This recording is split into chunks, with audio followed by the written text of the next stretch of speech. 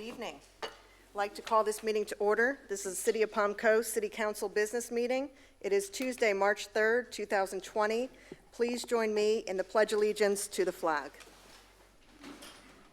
I pledge allegiance to the flag of the United States of America and to the republic for which it stands, one nation, under God, indivisible, with liberty and justice for all.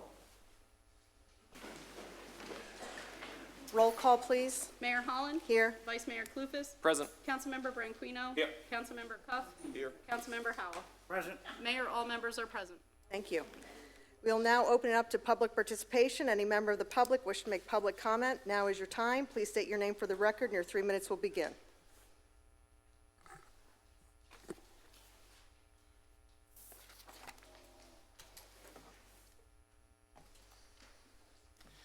Good evening. My name is Lou Vitale. I'm from Protect Palm Coast. I'm here to inform the City Council and the City Administration that we have engaged the services of John Tanner to represent Protect Palm Coast in our noble quest to save the Palm Coast Harbor Golf Course. Please be notified. All right? Number two, I did a little search today about Coastal Cloud, and I found a little presentation by the state of New York about corruption in contracting. Now, mind you, I live in the most corrupt city in America, not here. I lived in Washington for 30 years, where government corruption is a way of life, okay? So basically what they say is that something happened between Coastal Cloud and Kentucky and some senior people, and at the end, they had made a decision that would be a fine against an individual and the group. This is on the internet. I found it about an hour before I came here. I'm not going to go over in detail, but if you call me, my cell phone number, or if you go to Protect Palm Coast, I will post this today, and you'll be able to see what we're talking about. Vitatech is an engineering company. I have 40 years of engineering experience at an extremely high level. Booz Allen Hamilton, NBC, Sperry Systems Management, and my company for over 35 years throughout the world. So I say that we have some serious issues about software development, programming, and contracts.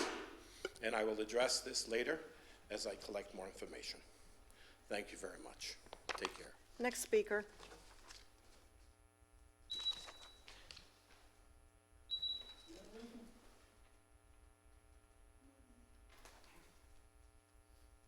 My name is Cameron Orr. I've been a resident of Palm Coast since 2015. I am a graduate of the county, the city, and the Sheriff's Citizens Academy. I'm an avid recreational boater. I hold a U.S. Coast Guard Master Captain's license, operate a small charter business, and I'm also a volunteer with the Sheriff's Office on their newly created COP patrol unit.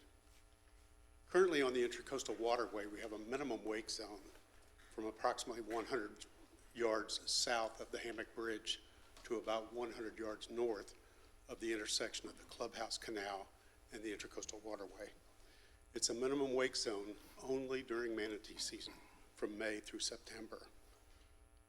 At other times of the year, boats can proceed at high speed under the bridge, immediately encountering the intersection with the Yacht Harbor Marina and just approximately another 100 yards up the road, the intersection with the Clubhouse Canal.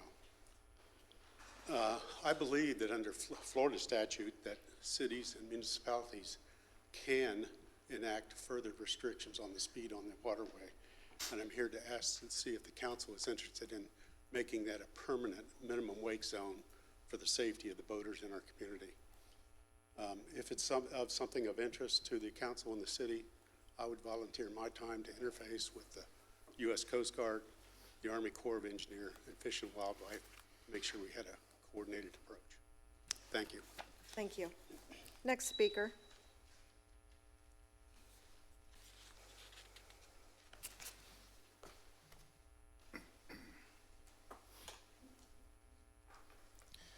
Good evening. Ed Fuller, Palm Coast. Honorable Mayor Holland, Honorable Nick Clufus, Honorable Colonel Howell, Honorable Eddie Branquino, Don't hurt me on that, Eddie. And Honorable Robert Cuff. I come here today to talk about swale enhancement. Being from Kentucky, the only swale I knew won the Kentucky Derby. Until I came here, now I know exactly what a swale is. 3 weeks ago, several gentlemen from the Palm Coast, I guess it's the maybe Parks Department, I think, maybe, came by and they dug out my buffalo grass that was out in front of the house, which is terrible. They dug out underneath my driveway, and they actually, it made it look like a swale. I found out what a swale was. These gentlemen did one heck of a job. There was no dust, there was no dirt, nothing on that driveway. They took my mail, my treasured mailbox that my bride ordered specially to get it. It took me 3 days to put up. They took it down in 15 minutes and put it back in 5, and it looked just as better than when I put it up. That said, I was amazed that these gentlemen came by, and I went out with a notepad, try to get their names, and it's like, why? I said, because I want to compliment you. It was amazing the job they did. They took their time, but they were so precise in doing it. I mean, it wasn't like it was a chore. When I told them that I really wanted to talk about them, not about them and what a great job they did, they loosened up a little bit. So I want to give you their names, and I apologize, gentlemen, because my writing and talking is not the same, but I'll make an attempt. Arthur Strosny, Manager Andrew Wolger, Bryant Williams, Peter Petruska, boy, I'm sure I killed his name, and I apologize, gentlemen, John Calvi, Jeff Starr, and the Candyman, whoever that is. I was just amazed. My only complaint, I guess, is, well, even a water truck came by like several days later and watered it.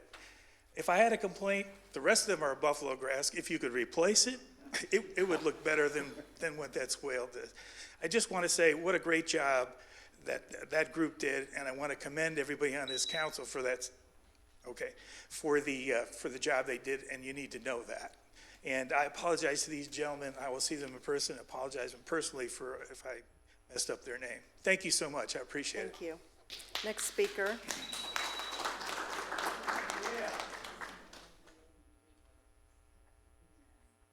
Seeing none, I'll close public comment. Council, I'm going to be making a comment at this time based on the recent reporting that had to do with our Palm Coast Connect, a new solution that is very vibrant and working exceptionally well in our community. There were some questions that came up that were surprising to me, frankly, just due to the fact that I had been in Miami with my daughter, who literally just received a liver transplant and received a call from Brian McMillan inquiring about the relationship with Coastal Cloud. Of course, I responded immediately, had answered all of Brian's questions, and thought, okay, that issue was resolved. And then come to understand that Brian continued to call and inquire about certain issues and a historic relationship with Palm Coast Connect, how it was created, what really went down a year and a half ago. So as you can tell, I was unbelievably surprised, considering no one had ever questioned that relationship. So I asked Brian, where is this coming from? And there was nothing for all these months. We're now launched a year now. This is being celebrated in our community. This is creating efficiencies that we didn't even know could exist. And he stated it was, coming from 3 people that were willing to go on the record. One, to my complete surprise, was our former city manager, Jim Landon. Now, Jim Landon, as many people may know, was terminated.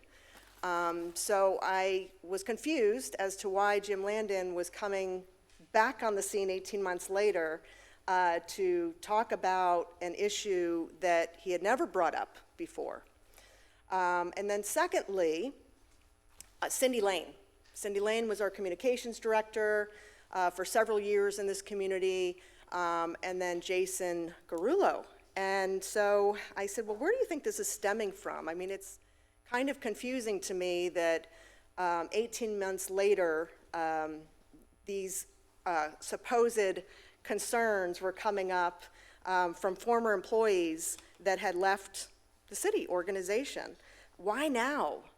And Brian wasn't sure. I mean, he could speculate. We could all speculate. But I decided that I really wanted to take the time required to start looking into this matter very comprehensively. And I have spent hours and days literally asking for public information, all emails associated with this between former members of staff, current members of staff, with the Coastal Cloud emails to understand what transpired and how, just due to the fact that when this agreement took place, I actually had nothing to do with this agreement. This agreement came about by Jim Landon, our former city manager, that brought it forth. He took the time and went over to Coastal Cloud. I know Coastal Cloud will explain a little bit of the relationship, but I think it's important for the audience to truly understand and this community to understand. For those that have questions, and I don't want to dismiss people's questions, I think frankly, I respect the public and I respect the public process tremendously. It's why I absolutely made it very clear that I am employed by Coastal Cloud. Yes, indeed, that is a fact. That is a fact that was discussed in public hearings, in public workshops. The relationship was clearly heightened. I recused myself from both votes. And so as you can imagine, sitting here 18 months later, we're working through different marketing strategies. And, Brian, was asking these questions that were quite confusing to me. And I know he had asked them of our current city manager. I know he reached out to our city attorney to inquire within. And by the end of the day, Brian had sent me a text message that clearly stated there was nothing there. He found nothing. There was nothing ethical about this, unethical about this relationship. And he was no longer going to pursue this article. And he felt really confident about that. I mean, he did a tremendous amount of work. This wasn't just him just spending a week. It was weeks at a time. And so what I found in my findings were pretty startling, because I went back and I read the article quoted by Jim Landon. And if most of you don't know Jim Landon was a lot of things, but making his opinion known was not one of them. Jim always made his opinion known. So the fact of the matter of him rewriting history, as he often did as city manager, and not being very friendly to the public, to our business community on top of it, what I found really startling was he had indicated to Brian McMillan that he never knew about the Salesforce licensing. Now that workshop that this was first introduced took place on August 14, 2018. And yet, what Jim failed to disclose was an email that went to Jake Scully, one of the Coastal Cloud employees that was leading this project, 4 months previous to that. And the email clearly stated, Jim, we need to discuss the cost of Salesforce licensing because we want to make it very clear that you understand there's a cost associated that has nothing to do with Coastal Cloud. Why would Jim Landon not disclose this? I guess you would have to ask him. Why he would bring up an issue 18 months later when he's no longer employed by the city against a company that he actually initiated an agreement with, I guess you'll have to ask him. But I think it's disingenuous, frankly, and it's offensive that we are all sitting up here working under the premise that this relationship was moving forward, that licenses were procured and voted for by this council, not me, recused myself, and yet 3 former employees felt the need at this particular moment to rewrite the narrative. So there is no factual documentation or record to back up what they're insinuating.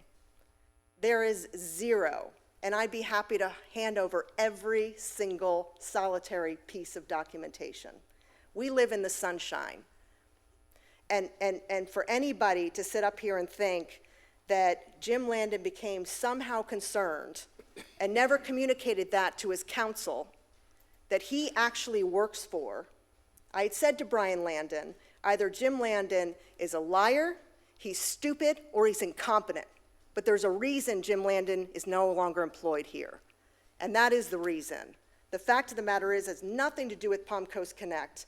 But for him to come back is very disingenuous when, for 2 years, a local company that now has provided a free service to this community with nothing more than an actual pro bono moment is being treated like this is unacceptable. There's a reason that we actually transformed this community to become more business friendly. The fact of the matter is, we've all said it up here. The perception in the city of Palm Coast was we were not business friendly. We did not treat businesses with respect. The irony has not escaped me that we still cannot get rid of Jim Landon. We still sit here today and have to have a conversation about the fact that A, he either didn't do his job by disclosing his concerns, because he didn't actually disclose them to the city attorney. He didn't disclose them to the city clerk. Apparently, the only people in City Hall that knew that he had concerns were Cindy Lane and Jason Garullo. I find that very interesting and frankly disappointing. Now, to the fact of having Cindy Lane come back and make accusations to my involvement, I need to clear that up. As mayor, I work very closely with communications. I have to. I get invited to hundreds of events a year. I'm asked to speak at several different organizations, and we have a communications team that ensures that moment is clearly, I am not only prepared, they are prepared, and we coordinate a lot of effort. So I went back and looked at all the emails from Cindy Lane to Melissa Holland over the time she was here. And it's fascinating to me because she had inquired over and over again, can you please look at this newsletter? Can you please make sure this is correct? I mean, hundreds of communications during this time period. So this was not unusual. I absolutely communicate to this day. I was in a meeting with our communications team. They were talking to me about the new newsletter. They were updating me on the Mayor's 90/90 challenge. Yes, indeed, we communicate. Absolutely. But there is nothing in the record, because it didn't happen, of me editing a press release. That is 100% false. It didn't happen. And so to that, I'm disappointed. I'm disappointed because for whatever reason, again, I go back to the fact that this is very confusing, that apparently Cindy Lane had concerns, but no one felt enough respect to this council to voice a single concern. No one felt enough respect to a company that they've been working with for months at a time to raise a flag. And apparently, Jim Landon felt intimidated by Melissa Holland. That just flatly didn't happen. Go back to the fact of you had to know Jim Landon to see that Jim Landon always said exactly what he felt. And so here we sit today with a great solution, a great product, working with a local company. And I want to mention the local company because I do think it's important. So why pro bono work from a local company? Coastal Cloud has a lot of clients. They do a lot of work around the country. They're very successful. They chose to call Palm Coast home because they loved Palm Coast. They chose to raise their 3 children in Palm Coast because they loved Palm Coast. Tim and Sarah Hale aren't your typical IT consultants. They wanted to build a company and employ people that they would want to work at that company. And it was important that they established a culture to do that. So why pro bono? And I asked Sarah Hale this one time. I said, you know, you give so much, and they don't talk about it. They actually don't mention it. Why in the school districts? Well, they are able to send their 3 beautiful children to a public school system because they value how incredible our education system here is in Flagler County. And they don't have to send their kids to a private school. This is what Sarah told me. So this is our way to give back. So they do a tremendous amount of work in the school district, tremendous. They actually hire interns every single solitary season in high school, and they pay them, and they work on projects, and they get them certified. This is a company that cares. This is not a company that went into this agreement with the trusted conversations with Jim Landon that now all of a sudden is now sitting here trying to do something that wasn't agreed upon from the beginning. This is very, very, very upsetting. Very upsetting, and this should never happen in our community ever again.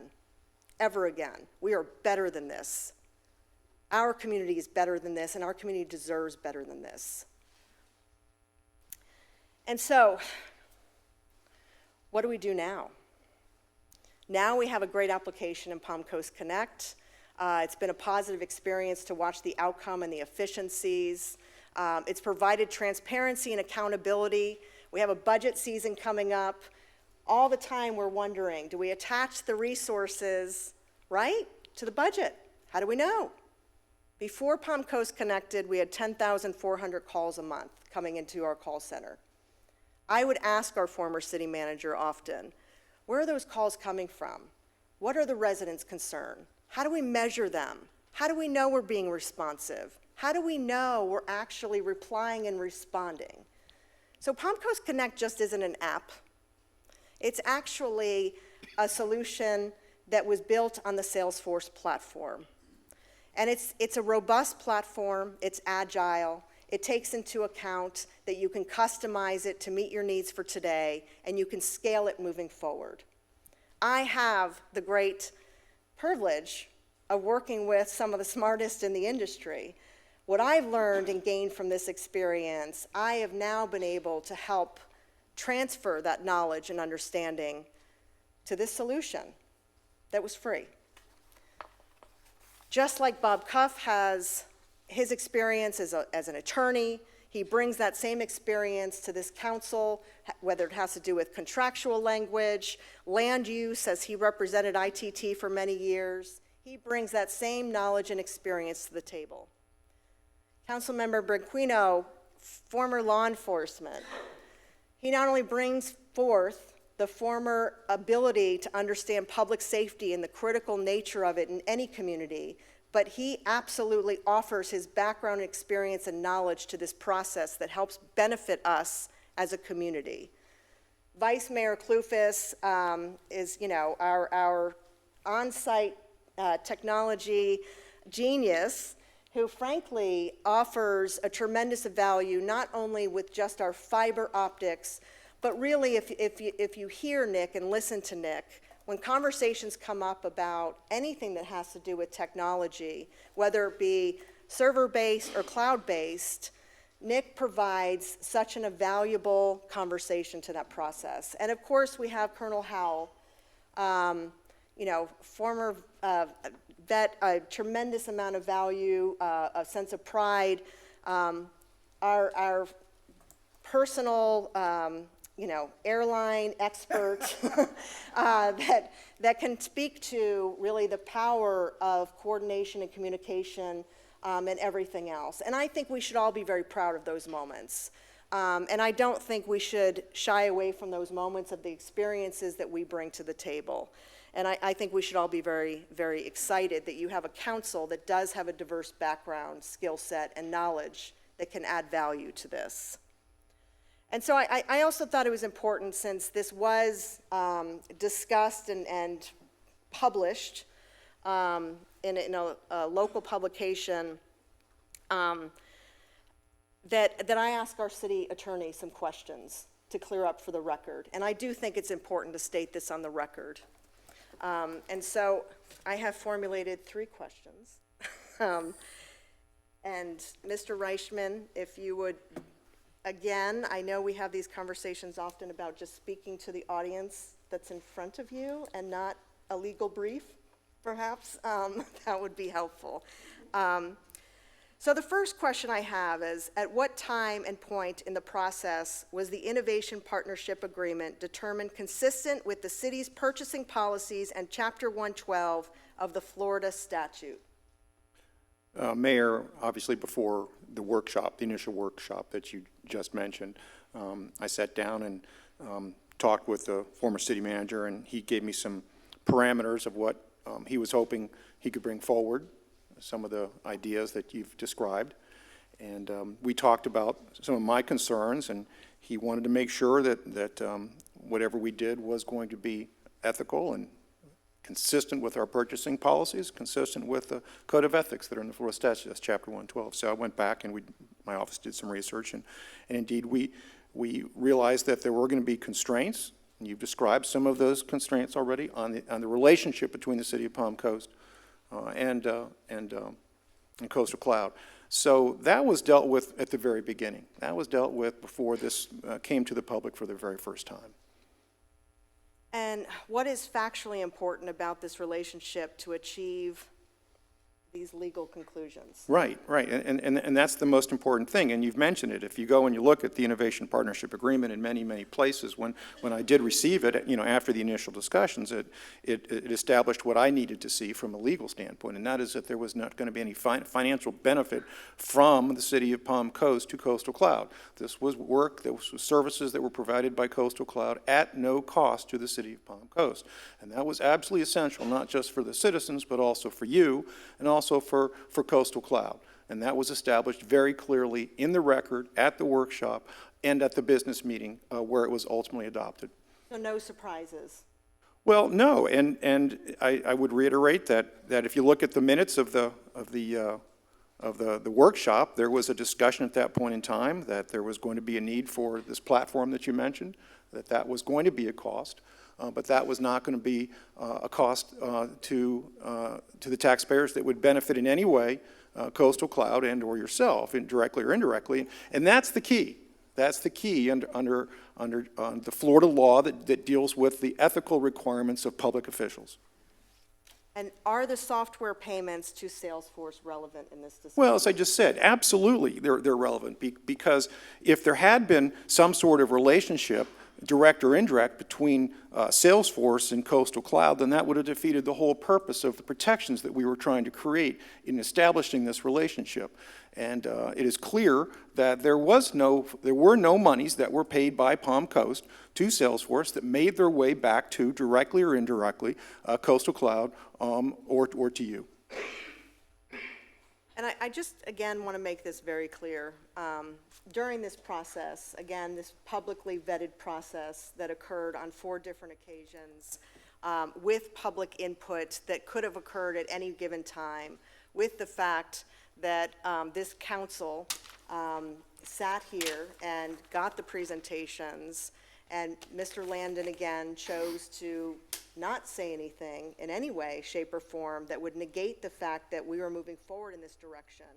And when he was quoted in the Palm Coast Observer saying, oh, well, I made up my mind, I wasn't going to move forward with Salesforce, and claiming he didn't know about the licensing costs, when clearly in an email it shows 4 days before the actual workshop, before this innovation agreement was actually discussed, that he received the quote. So again, the timing does not add up with the narrative. It clearly does not add up with the narrative. You can't just go out there and make something up and think that it's okay. It's not okay. And for him to state he wasn't going to move forward with the Salesforce licensing, that's not his call. I mean, maybe that's a bigger problem that we had to discuss. It's not Jim Landon's call if his council is not going to move forward after they approved an innovation agreement, and then all of a sudden are moving forward with the required Salesforce licensing and the costs associated with it that was clearly spelled out to him in several different occasions and emails, including in conversations with our city attorney. So this whole thing comes down to, I think, because I cannot for the life of me realize why 18 months later this is actually a discussion or a topic that's coming up. Rather, you know, it's a political season. Jim had an ego that was, you know, probably larger than this room, and is still very upset with the fact that he was terminated. And that's unfortunate. I hope he can move on with his life, frankly. And I hope that those that decided to leave the city also can move on with their life. And we'll hear a little bit more from the company itself. I know Matt Morton will be speaking to it as well, but I also wanted to really make sure that this council on the record could clearly state what exactly their position is on this particular issue. So it's resolved, we're moving forward, and then we're done. So, Councilmember Howell, do you have anything? Yeah, let me state one thing. Somehow or other, in early January, I got sucked into this thing from an email from the Peter Principal. That was the name of the person that sent me this email, and telling me that I ran on a platform to do the right thing for the people, yada, yada, and that there is an issue going down, and if I don't look into this, I'm going to be swept and tarnished with the rest of the council. So needless to say, that got my attention. And I purposely wore this pin on my lapel. I'm a life member of the International Association of Chiefs of Police. I know investigations, upside, downside. And so I started to look into all this stuff. I had no real knowledge of the historical background. And then I can tell you, from my experience in investigation, I found nothing. There was nothing there. No, you know, no smoke, no mirrors, no nothing. It, you know, and I did talk to Brian, and I read all of the minutes, so I'm satisfied. And I concur that the city has really set itself a unique position by the 311 system. And everybody I talk to, I say, hey, you know, this is the best thing going. Now, we're in a situation where we have one provider, which is Salesforce, and I don't have a heartburn with that, but I do want to know, as we move down the line, are we locked into just one provider for software, or can we do an RFP and see what else is out there? That's the only question I have. But as far as what Coastal Cloud has done for us, and Mr. Vitale, I did read that. I went through everything. There's nothing that I missed. Trust me. Their money moved from we the are city not- of Palm Coast. I will ask you to leave, and I'm not joking. You will. And you have Please. men with weapons. Please, My question is, did the city of Palm Coast spend any money to buy the Salesforce? please. Mr. Vitale, you're out of order, sir. You addressed me on this topic. You're out of order. Please leave. Please I leave. have the right to ask a question. No, you have the right to leave now. It's in our policies and procedures. Sir, Please leave, Mr. now. Vitale. See, apparently, truth is only one direction. Sorry for the disruption. Please go ahead. So, you know, I'm totally satisfied. We got a first-rate product, and we got first-rate people that run the Coastal Cloud. I don't see any downside at all. Thank you. Vice Mayor Clufus. Absolutely. I recall when we first started this expedition into bringing the city of Palm Coast up to speed with technology, one of the biggest flaws in our entire system was that we had no data and analytics regarding our citizen engagement. We had all of this interaction with citizens, with our city and our city facilities, but we had no way to track it, and more importantly, we had no way to measure results of future state implementation projects when they come to fruition. So for instance, the 311 project, full support, I think that's great for citizens engagement, but we had no way to measure any results from our customer support department.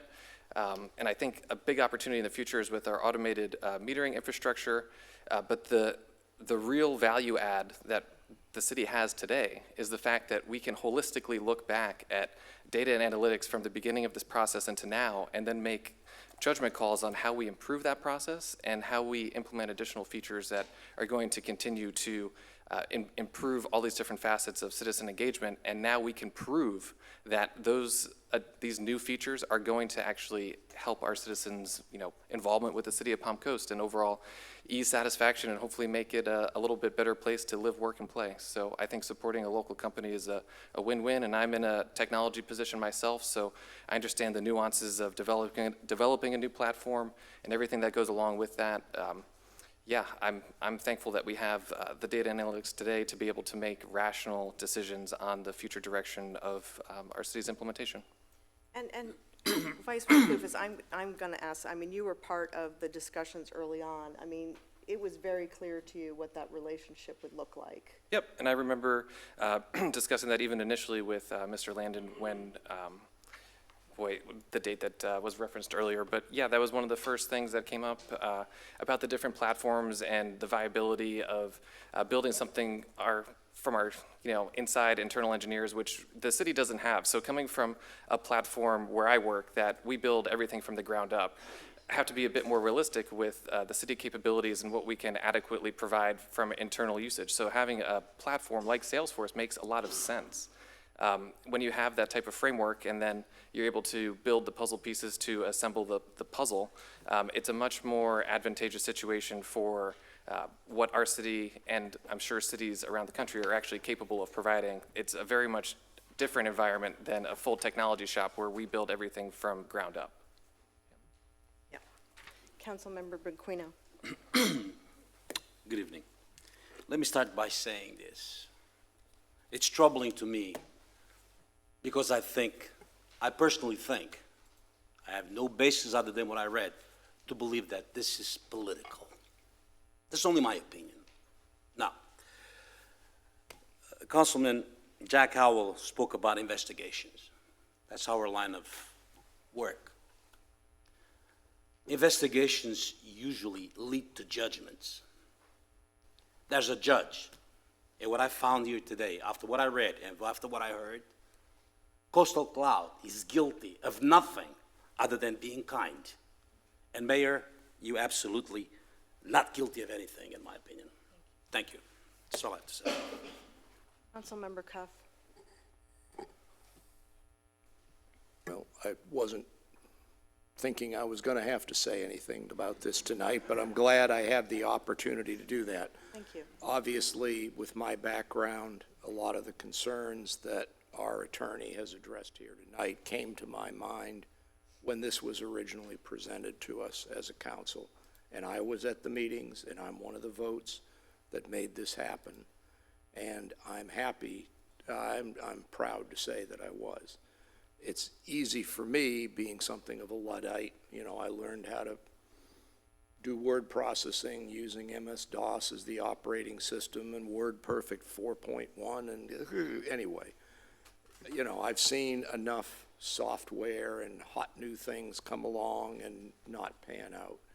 So, I'm always happy to be skeptical when we have something presented to us. I raised the concerns, as I say, that Mr. Reichman has addressed, that free meant free. I think there's a TV commercial about that now. But I was satisfied, not just from talking with staff, but also some members of Coastal Cloud's team, that it really did mean free, and their reasons for doing this beyond being good corporate and public citizens made sense to me, to give them experience in this field so that they could market their expertise to other local governments. I was concerned that the requirement that we would have to use Salesforce software to implement this solution might somehow be a backdoor means of compensating Coastal Cloud for their work. And I don't say that as in any way to cast any aspersions on the people at Coastal Cloud, but they provide Salesforce solutions to hundreds, if not thousands, of clients around the country, maybe around the world. it occurred to me that maybe there was some kind of commission or override that flowed back to them whenever one of the people they worked with purchased Salesforce licenses. I satisfied myself before I voted for the agreement with Coastal Cloud, and I satisfied myself before I voted for the budget item where we purchased the necessary Salesforce licenses, that that was not the case. I mean, to me, this is no different than somebody giving the city 100 free pickup trucks and then someone second guessing that by saying, but you know what? They got to buy gas for all those trucks, you know. Why didn't they think of that? And I don't mean to make light of it, because I understand there are some, because of all this recent publicity, there are some concerns from citizens. And, you know, vigilant citizens are one of the best ways to keep your elected officials honest. But I am satisfied, and when the Palm Coast Observer contacted me after the recent letter to the editor, I explained what I've tried to say here tonight, that I don't feel that I was in any way misled by our staff as to what our options were. I thought it was worth doing at the time and taking advantage of Coastal Cloud's expertise. I think that that's the case even more sitting here tonight than I did at the time. I'm not saying I was thinking, oh, this might not work out. But again, I don't know how to push buttons and do things like Mr. Kloufus and some others do.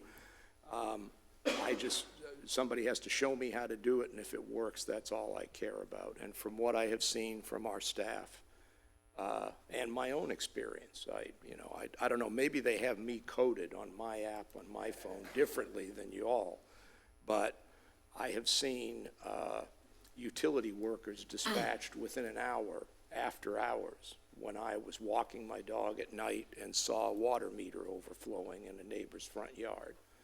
And rather than picking up my phone and calling Richard Adams or calling one of the cell numbers I have, because I am a city council member, I said, oh, okay, I've got this Palm Coast Connect thing on my phone, let's see. And I entered the case at about 6:30 at night. By the time I got around the block and got back, there was a utility truck at the location repairing the water meter break. So is that worth it? In my mind, it is. Responsiveness to the citizens, keeping our infrastructure in good repair, being more efficient, allowing us to collect information about where we need to focus our resources. I mean, that water meter breaks another time, we'll have a record that it's already broken once or twice, and maybe it means we need to look at it a little closer. And those are the kinds of benefits that I see from a system like this. So I am,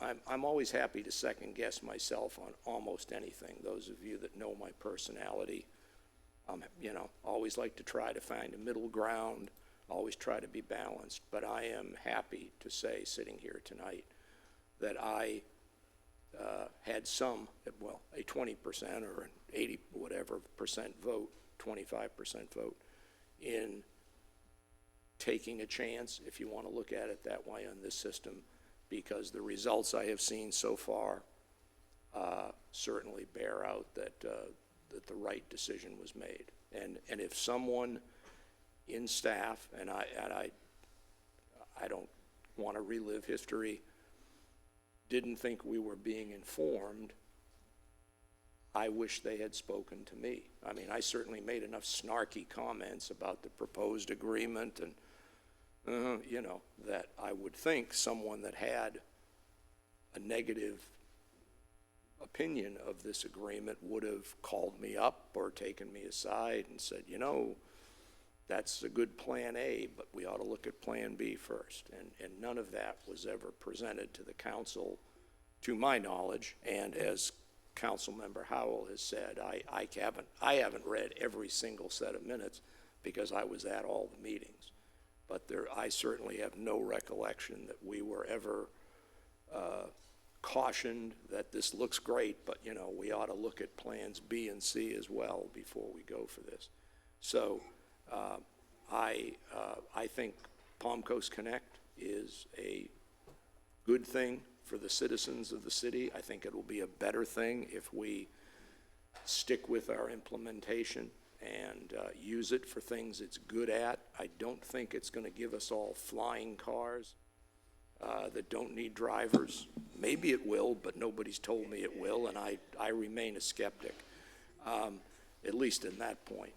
But I was disappointed at the second guessing and the finger pointing as well, because I think this is a good example of a public-private collaboration and something that has benefited all of the residents and all of the customers of the city of Palm Coast, whether you're a taxpayer, whether you're a resident, whether you're a business owner, or whether you're a municipal employee, part of our staff, who will have the information to do their jobs better.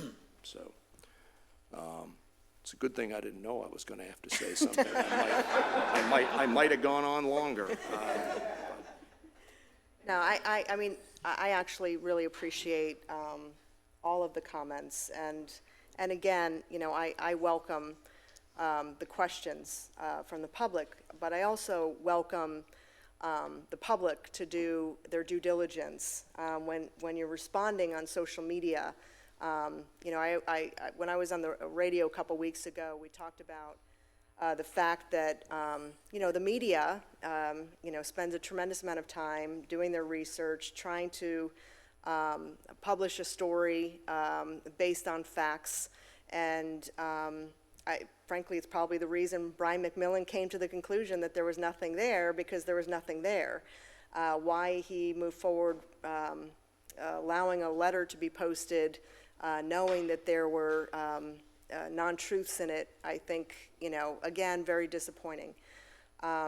However, you know, we're moving forward in a positive direction. So for those, you know, that are interested, I am more than willing to sit down and talk at any given moment, more than willing to share all the information that was shared to Mr. McMillan, as well as to Ms. Lane. She had every piece of documentation as well. And I think moving forward in the future, what I hope to be a positive resolution and a learning experience from all of this is the fact that when you are posting and you're thinking automatically that's a reaction you should have because it must be true, I would just state, remember when you're dealing with situations like this, there's a local company that has been part of this, that have given up their time and service to this community. And on top of it, remember all the employees that are locally employed by that company. And I'm not talking about me. I'm talking about the many other employees that have been employed and will be employed, because it's detrimental when these conversations happen. And it's even more detrimental when social media and the bullying and the gang up start. It's just hurtful. It's hurtful and disruptive to this organization as well, who were working under the assumption that this was moving forward in a positive direction, and 18 months later are finding out some misleading information that was supplied by someone who frankly did take it personally when they were terminated, and did take it personally by the person that was terminated. So there was nothing to, I want in conclusion, when Ms. Lane had stated that the city somehow was working on other solutions, the record doesn't support that. It just doesn't. I mean, unless they were working outside the sunshine, which, you know, would be not appropriate, right? Unless that was happening, and for some reason only a small group of people internally knew that was going on in our city, perhaps what Mr. McMillan was correct about is the culture was not a good one, not a healthy one. And to that point, I would agree. If that was going on and there were other things and other solutions that were being worked on simultaneously and were not disclosed, I would have welcomed those options presented to this council. I would have loved to be able to look at the other solutions, but the fact of the matter is there was nothing in the budget that was indicating there were other solutions being worked on. There was absolutely no email correspondence that there were other solutions being worked on.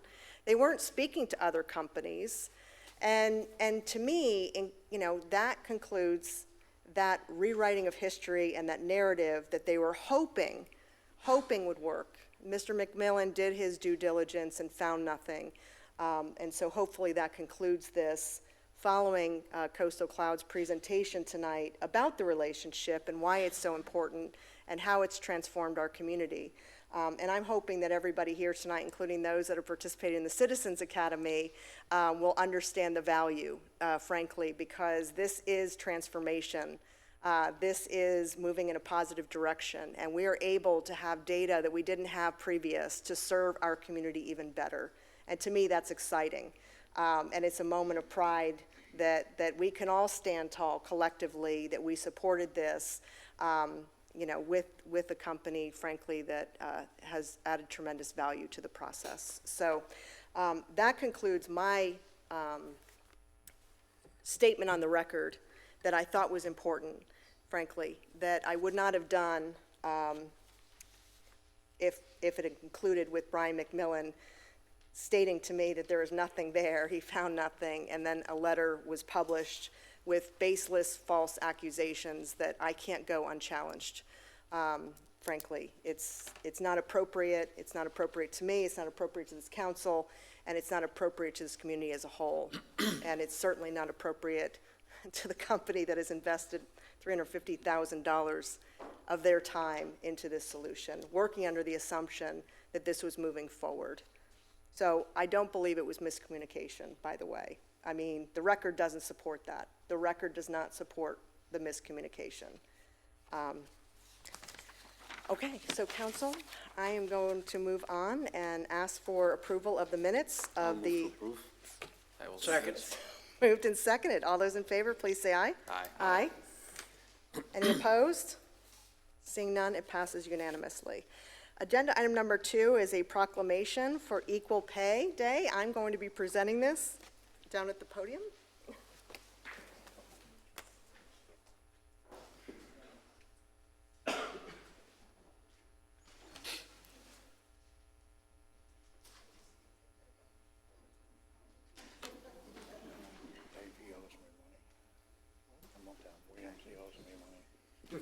Ready?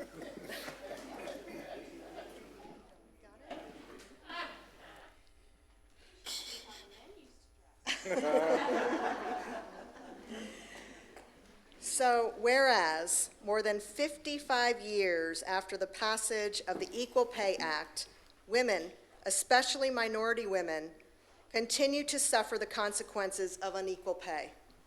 Whereas, according to the U.S. Census Bureau, women working full-time, year-round, typically earn 81.5% of what men earn. And research by the American Association of University of Women shows the gender gap is equivalent to 1 year after college graduation, even after controlling for factors known to affect earnings, such as occupation, hours worked, and college major.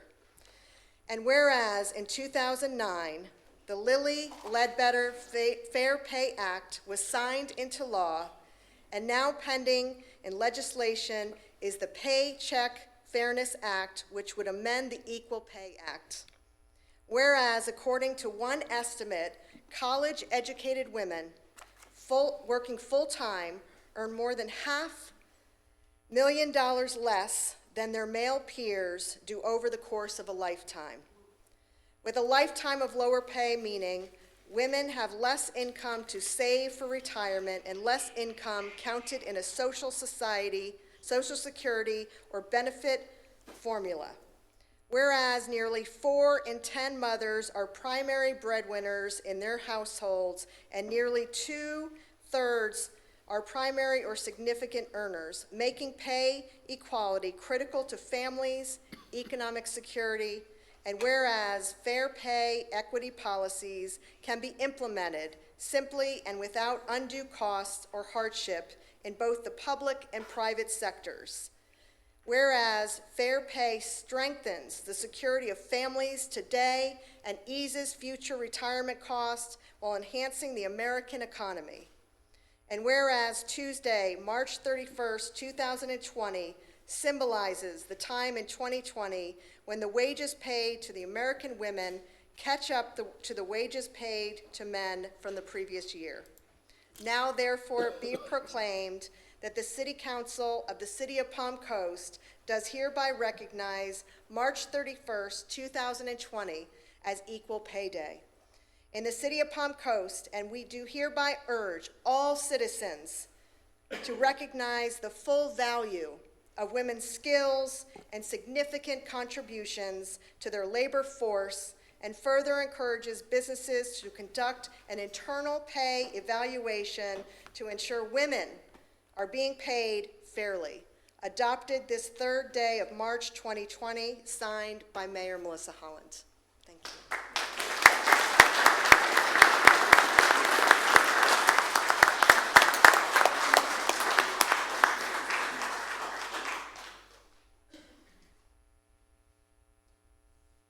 We appreciate, let's stand over here. Thank you. We are with the American Association of University Women, and we are celebrating this year, as we are addressed now, the 100th anniversary of women receiving the right to vote in the United States. The pay gap is one of the things, or one of the issues that was discussed back in the 1800s and before. There's always been a pay gap as far as we've got America here.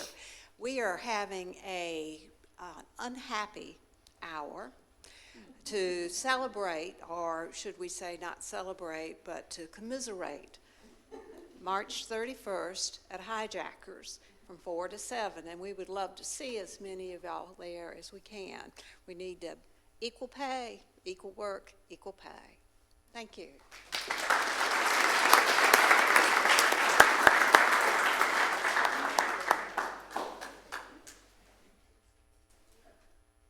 Well, thank you very much. An invitation. Hope we see all. Thank you very much. Thank you so much. Thank you. That's great. Oh, that's sweet. It's an invitation. This is sweet. Isn't it? And we all got equal pay days. We'll pay. Throw tennis balls at Thank you. Okay. Next on our agenda is a presentation appreciation for volunteers who served the City of Palm Coast during the Palm Coast Open. Good evening, Mayor and Council. This year's Men's Futures Tennis Tournament took on a new direction. A new name, we named it Palm Coast Open. A new presenting sponsor by Riley Opelka. New events inside the tournament such as a Pro-Am, Plated Palm Coast, Players Night in Palm Coast, and brunch closing ceremony. We had an increase of attendance to just over 800 people. We welcome players from all over the world to Palm Coast. 23 different countries were represented. And all of this wouldn't be possible without the 24 volunteers and 9 ball kids who worked from opening to close, a total of 483 hours that included tasks like court maintenance, front gate, player services, refill of refreshments, and laundry. You name it, these amazing people helped make it happen. I would like to recognize each of them with a certificate and a signed tennis ball from our sponsor, Riley Opelka. These tennis balls were used during his recent win at the Delray Beach Open. Ooh. Thank you all. Gary Anderson, Kathleen Bird, Dick Clausen, Terry Fiera, Peg Klosh, Carol Cromer, Agnes Lightfoot, come on up. Jean Major, Steve Major, Hank Marshall, Rich and Mary McGowan, Janice McIntyre, Dal Moore, Adelette Kegley, Adelet submitted and edited 355 photos of the event. Joy Nelson, Gail Neuenfeld, Deborah Nichols, Natalia Scout, Ron Thornton, Jim Walls, Nikki White, Donna Warmer, Pam Zimmerman, and Larry Zimmerman.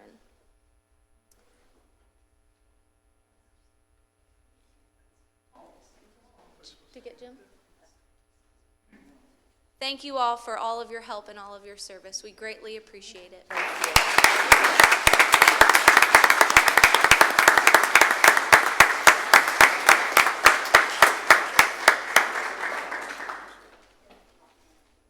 Next on our agenda is a presentation by Coastal Cloud. Mr. Morton?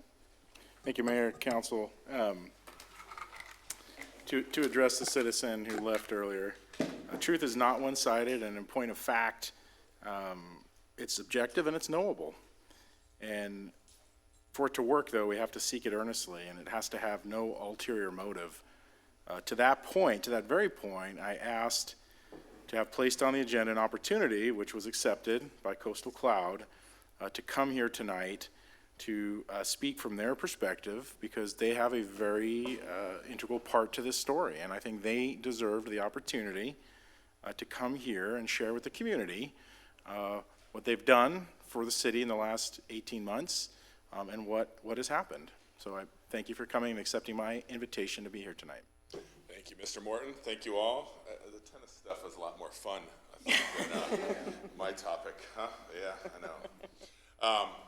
But thanks, and I appreciate all of your support, and your comments earlier. Frankly, it feels a little redundant to talk about, but the problem is the damage has sort of been done. The toothpaste is out of the tube when the Observer chose to publish Cindy Lane's article last week. And it is unfortunately having an impact on our business, and I think it's, as the mayor said, we just can't let people make these sort of factless accusations and without a response. I mean, I feel like it happens everywhere in our world these days, and at least our little community, we need to freaking change that. So what I wanted to do, Mayor Holland was not involved in how this whole relationship developed with Jim Land and the city in general. It has resulted in a wonderful product, and it was Jim's idea in large part. But to have this new narrative now is inaccurate, so what I propose to do is, unfortunately, what Brian McMillan did not do and Cindy Lane did not do, which is the deeper due diligence of how this whole thing together, how it came together, when it came together, who the principal parties were, who was involved, who was not involved. So, so thank you for your time. I will try to be quick about it. Who are we? Many of you know us. We're a local company that had our 7th birthday last week. We launched in February of 2013. Many of you may remember the governor actually showed up for it, which was unbelievable. And we've been, successful beyond, what Sarah and I ever thought would be possible. We're 200 employees now. We are the top-rated Salesforce IT consulting firm in the country, from little old Palm Coast. And, this is kind of unbelievable. We will bring in $40 million in revenue to this city this year. Not all of our people are here, right? We've got about 50, 60. Many of them are here. You guys would raise your hand in the back and their families. Unfortunately, we've had a great impact in our community. But we bank here. Intracoastal is our bank, so all this revenue flows through here one way or another. It is also the location we bring our entire team of 200 and their families every year. We just hosted a series of clients last week at Hammock Beach Club from Gulfstream Aerospace, Valvoline, like major companies that never even knew Palm Coast existed. So, my belief is we're the kind of company that hopefully is good for Palm Coast and how we diversify our economy and provide new career opportunities for our families in the future. By the way, of that $40 million, absolutely zero has to do with the city. And I know you all researched that, and I appreciate that, but I wanted to reiterate that again because it's not what is being stated on social media, and we're not going to stand by and let that happen. $0. I like this dude. Okay.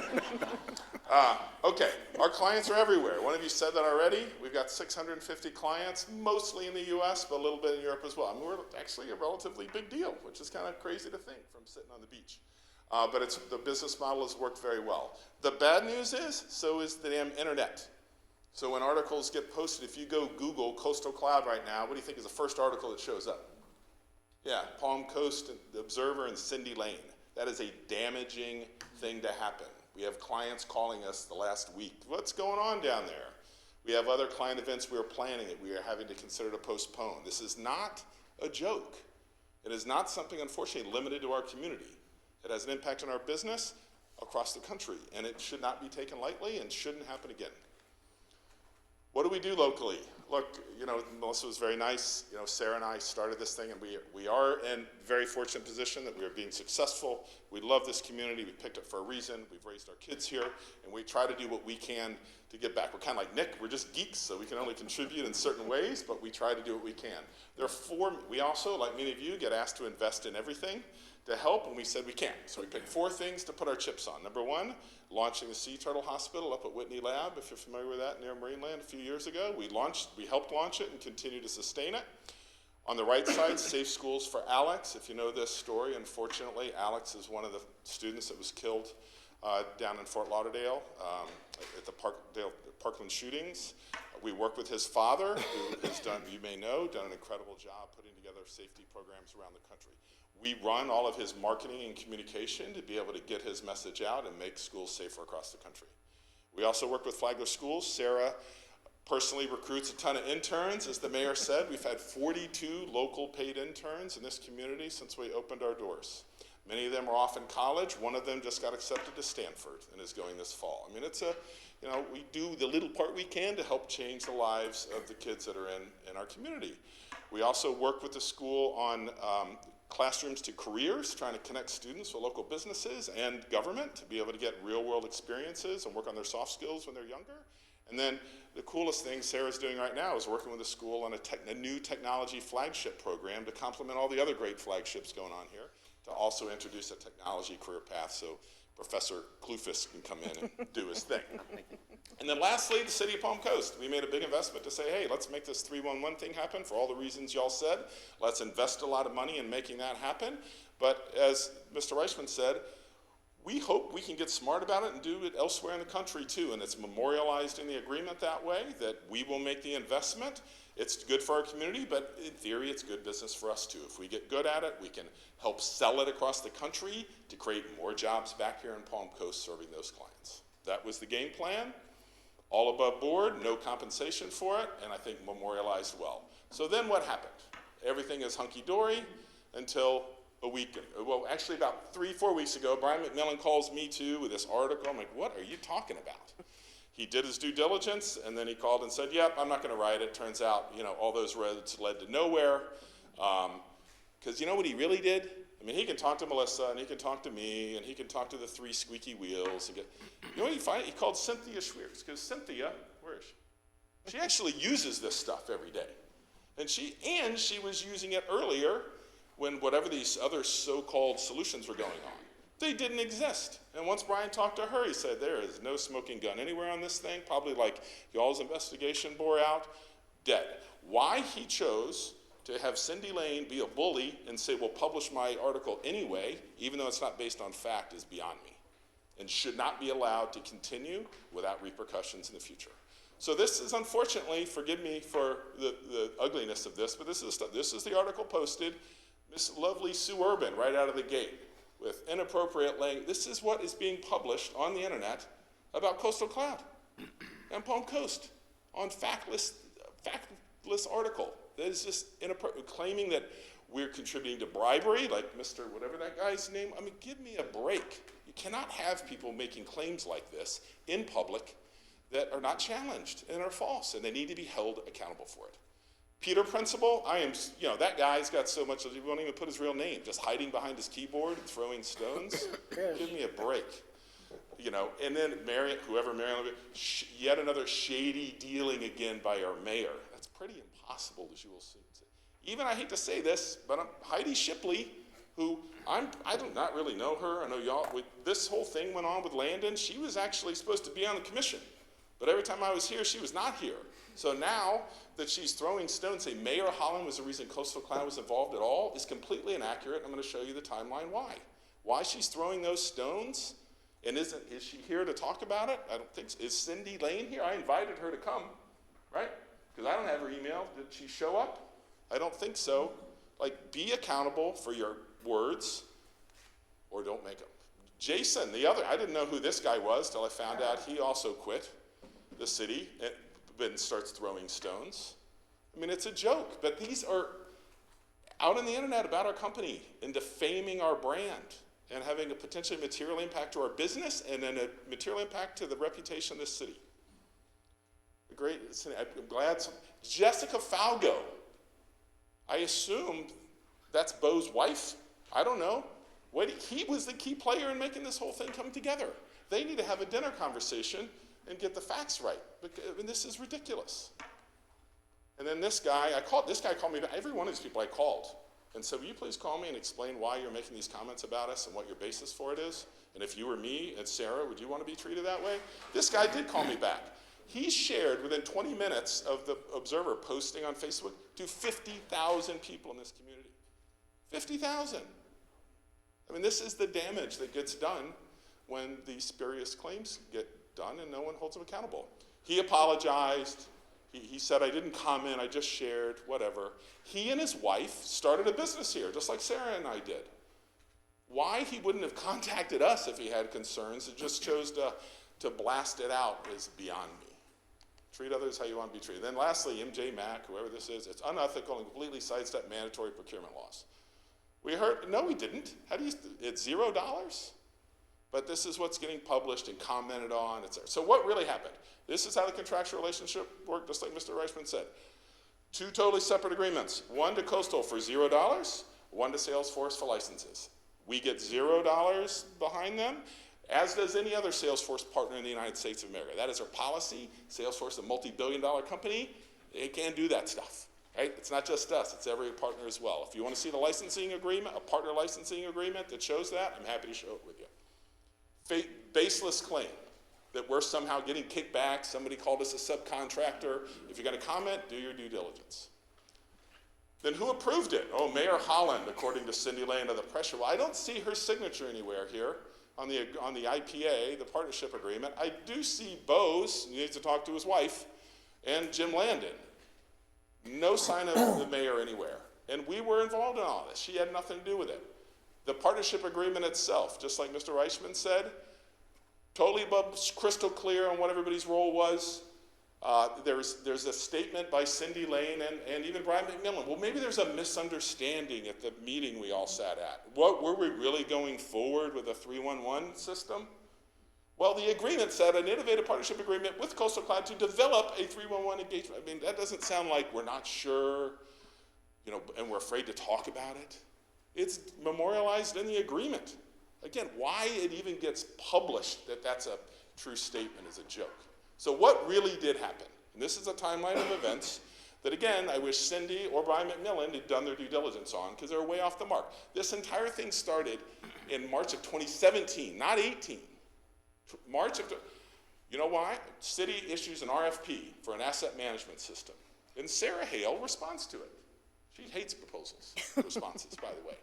We said, hey, maybe we could do something with a local city. We actually knew Melissa Sosley at the time. She was not a Coastal Cloud employee at the time, though. But she had no knowledge that we were bidding on. We bid, and we get nuked. We do not make the down select. Okay? I mean, they down select to three providers, and we did not make it. So we said, oh, well, that's a bummer. It would be cool to do some work locally, but let's find out why. Can we get smart about what we missed and get the scoring? Again, Melissa, not an employee. This is the beginning, and she didn't even work for us. Here's the scorecard we got back. Very professional, very good, very interesting findings. We're not dead last, but we're damn close. Pricing, we're actually the cheapest. We're the least expensive solution that was bid. And then to the right of that, we're the lowest on relevant experience and references. Because guess what? We didn't really have a ton of local city experience. This is where we thought we might get it. Why not start in your own town and see if we can make something happen? Maybe that town would be interested in us being successful so that we can create other jobs and maybe do this elsewhere in the country. So that's what got us going. Well, maybe we could find a way to do something together. This is the killer part. 4 days later, unrelated, we get an email from Bo and his intern asking to meet with Sarah and I to talk about ideas of what are the gaps and opportunities for creating new high-tech startups in Palm Coast. This is, again, Melissa Holland did not work for Coastal. I mean, we couldn't believe it. The left hand did not know what the left hand is nuking us, saying we're not qualified enough to even make it to orals. The right hand is at, can you come tell us how to create jobs like yours? It might start with a policy called buy local. To start, at least consider it. At least don't nuke them. At least bring them in.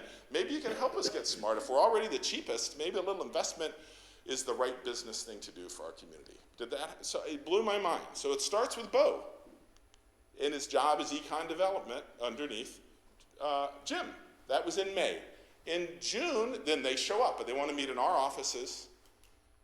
Okay, not here. It's great. Fine. Come to Coastal Clyde headquarters. Landon shows up. Bo shows up. Steve Viscardi, who was like the IT guy at the time, and then 2 interns. It's great. And they want to know, how do we create more jobs like what y'all are doing here? Landon introduced the idea in that first meeting in June of 2017 of this innovation partnership thing. I'd never even heard of it before. He said, well, what if we connect the city with Coastal to get you smarter and then you generate more high-tech jobs? So that sounds like a great idea. We just got beat up on this asset management thing. That seems like a win-win. But Mayor didn't even work for us at the time. Cindy Lane, Brian McMillan, where is the dude? This is all in email, their emails. If I can spend a weekend doing it to figure it out, you can. Landon started complaining then about Tyler Technologies, runs a bunch of the city, said he calls it the beast, horrible set of systems. If we could just move off of this stuff, it won't integrate. It's in Cindy Lane's article as one of the great solutions they were evaluating instead of Coastal and Salesforce. Are you kidding me? He also complained about something called C-Click Fix, which we'll hear later, in the very first meeting. After that meeting, later, Melissa Holland went to join us. Why? Because we had a bunch of work in Tallahassee that Sarah was leading, but we thought we could do more. And Melissa has a bunch of good relationships in Tallahassee. So we thought, why don't we hire her? Plus, when we met her, we learned that she's the mayor, pays a whopping $12,000 a year, and she's a single mom with a sick daughter, unfortunately. We said, hey, she can add value to our business through her Tallahassee connections, and frankly, she can have another job on top of her lovely mayor job. We didn't know then she would have no time after her mayor job to do anything. But my point is, all this ball got rolling and she had nothing to do with this. Okay, so then what happens? We kind of go into the Landon vacuum of 6 months of nothing. It's okay, but at least it was a cool idea. Then he comes back and says, hey, I really want to get moving on this thing, this innovation economic growth policy or approach. And we said, that's cool. Goes away for 2 months. Bo comes back and then says, we're going to hire somebody to lead this. But Tim and Sarah, would you mind interviewing them and screen them and help them be part of it? We said, sure, we're local tech people. Happy to be part of that. No involvement from the mayor at any of this. We move ahead. June, we get the first draft of the IPA, right? And that's what Mr. Reichman was talking about. Comes from Jim Landon to Jake Scully, who's on our staff, who's here tonight. 1 year after the original meeting. I mean, we're moving, but we're moving at glacier pace. But it's progress, and it's a good agreement, frankly. Jake immediately responds to that letter, though, the draft, and says, Mr. Landon, there will software licenses costs that are independent of us, though, that you need to plan for. They would be required. And it's a totally separate agreement, too, beyond the IPA agreement with us. He said, no problem. He replied back, understood. Let me know when you can get me pricing on Salesforce. So we connect Salesforce to the city to do the quote. In August, Salesforce delivers an official quote document. I'm going to show it to you before the workshop, a week before the workshop meeting. So to say that he had no knowledge or Cindy Lane said he was unaware is just simply inaccurate. And here's the evidence of it. June 22nd, from Jim responding to Jake on our team, we will need to discuss the cost of Salesforce licensing when you have an estimate. How can he claim he didn't know? Here's the quote. Here's the official quote from the Salesforce software guys in the upper left. It looks like it's to a guy named Jim Landon, and it looks like the quote date is on 8/10 like before the workshop. How can you claim you didn't know? And then see that little box for $15,000 on the right in red? I'll come back to that in a minute. But I mean, it's just a lie to say they were not aware. then what happens? We all do the workshop. That's where I met several of you for the first time. It was a good workshop. Landon presents the IPA. Sarah and I do a little dog and pony about other 311 systems in the city of Nashville, Tennessee, and Peterborough, England, and I think we all felt pretty good. It would be pretty cool to make something like this happen in our city, where we're small enough to actually make it happen. The council votes unanimously yes, and the mayor recuses herself from through it. Oh, you misspelled your name. Sorry about that. So I thought we're good. Let's go forward. The agreement was just as shown that we're going to proceed with building. No one said, hey, we might not. Oh, by the way, we have 3 other competing solutions. Zero talk of that. And if it had been, I would have challenged Landon's ethics. There's no way. How would he have led us on when we're investing tons of money and time to do that? I can't believe he would ever do that to our face. For whatever reason now, history is being recast. And then we all know what happened. Next month, he leaves Palm Coast, and Bo becomes interim city manager. Okay? Then this gets interesting. Bo, who again, wife, is saying this is all because of the mayor. We send him videos about Cary, North Carolina, because they're doing a whole bunch of innovative stuff in this space. He replies, love the videos, thanks for sharing. I look forward to kickstarting Palm Coast transformation. Does not sound like a guy that's being intimidated by the mayor and forced into decisions and doing things against his will. It's just a lie. So then we move ahead. Bo goes away. Mr. Morton comes in, starts in April of this past year, and then we start actually getting some traction. Because remember, at this point, we're like a year and a half in without any real results. But Mr. Morton gets it, the mayor gets it, and we start pushing. 2 months later, we go live with the first version of Palm Coast Connect. And this press release that I guess was so horrible and all the rewriting, it just is completely inconsistent with the past history on it. And then it evolves every 2 weeks and keeps getting better and better. It wasn't that great, but it keeps moving, unlike traditional software in a city government, which is like frozen in cement. Cindy Lane resigns, Jason, I don't even know these people. I don't know why they're resigning at the time, but to me, there's just no way it relates to this program. I never even met them before, and I was in it every day with Landon and Bo. If they have an issue, they should have an issue with Landon and Bo. They were the ones setting the pace, not the mayor. Then, 3 months later, we have this hurricane shows up.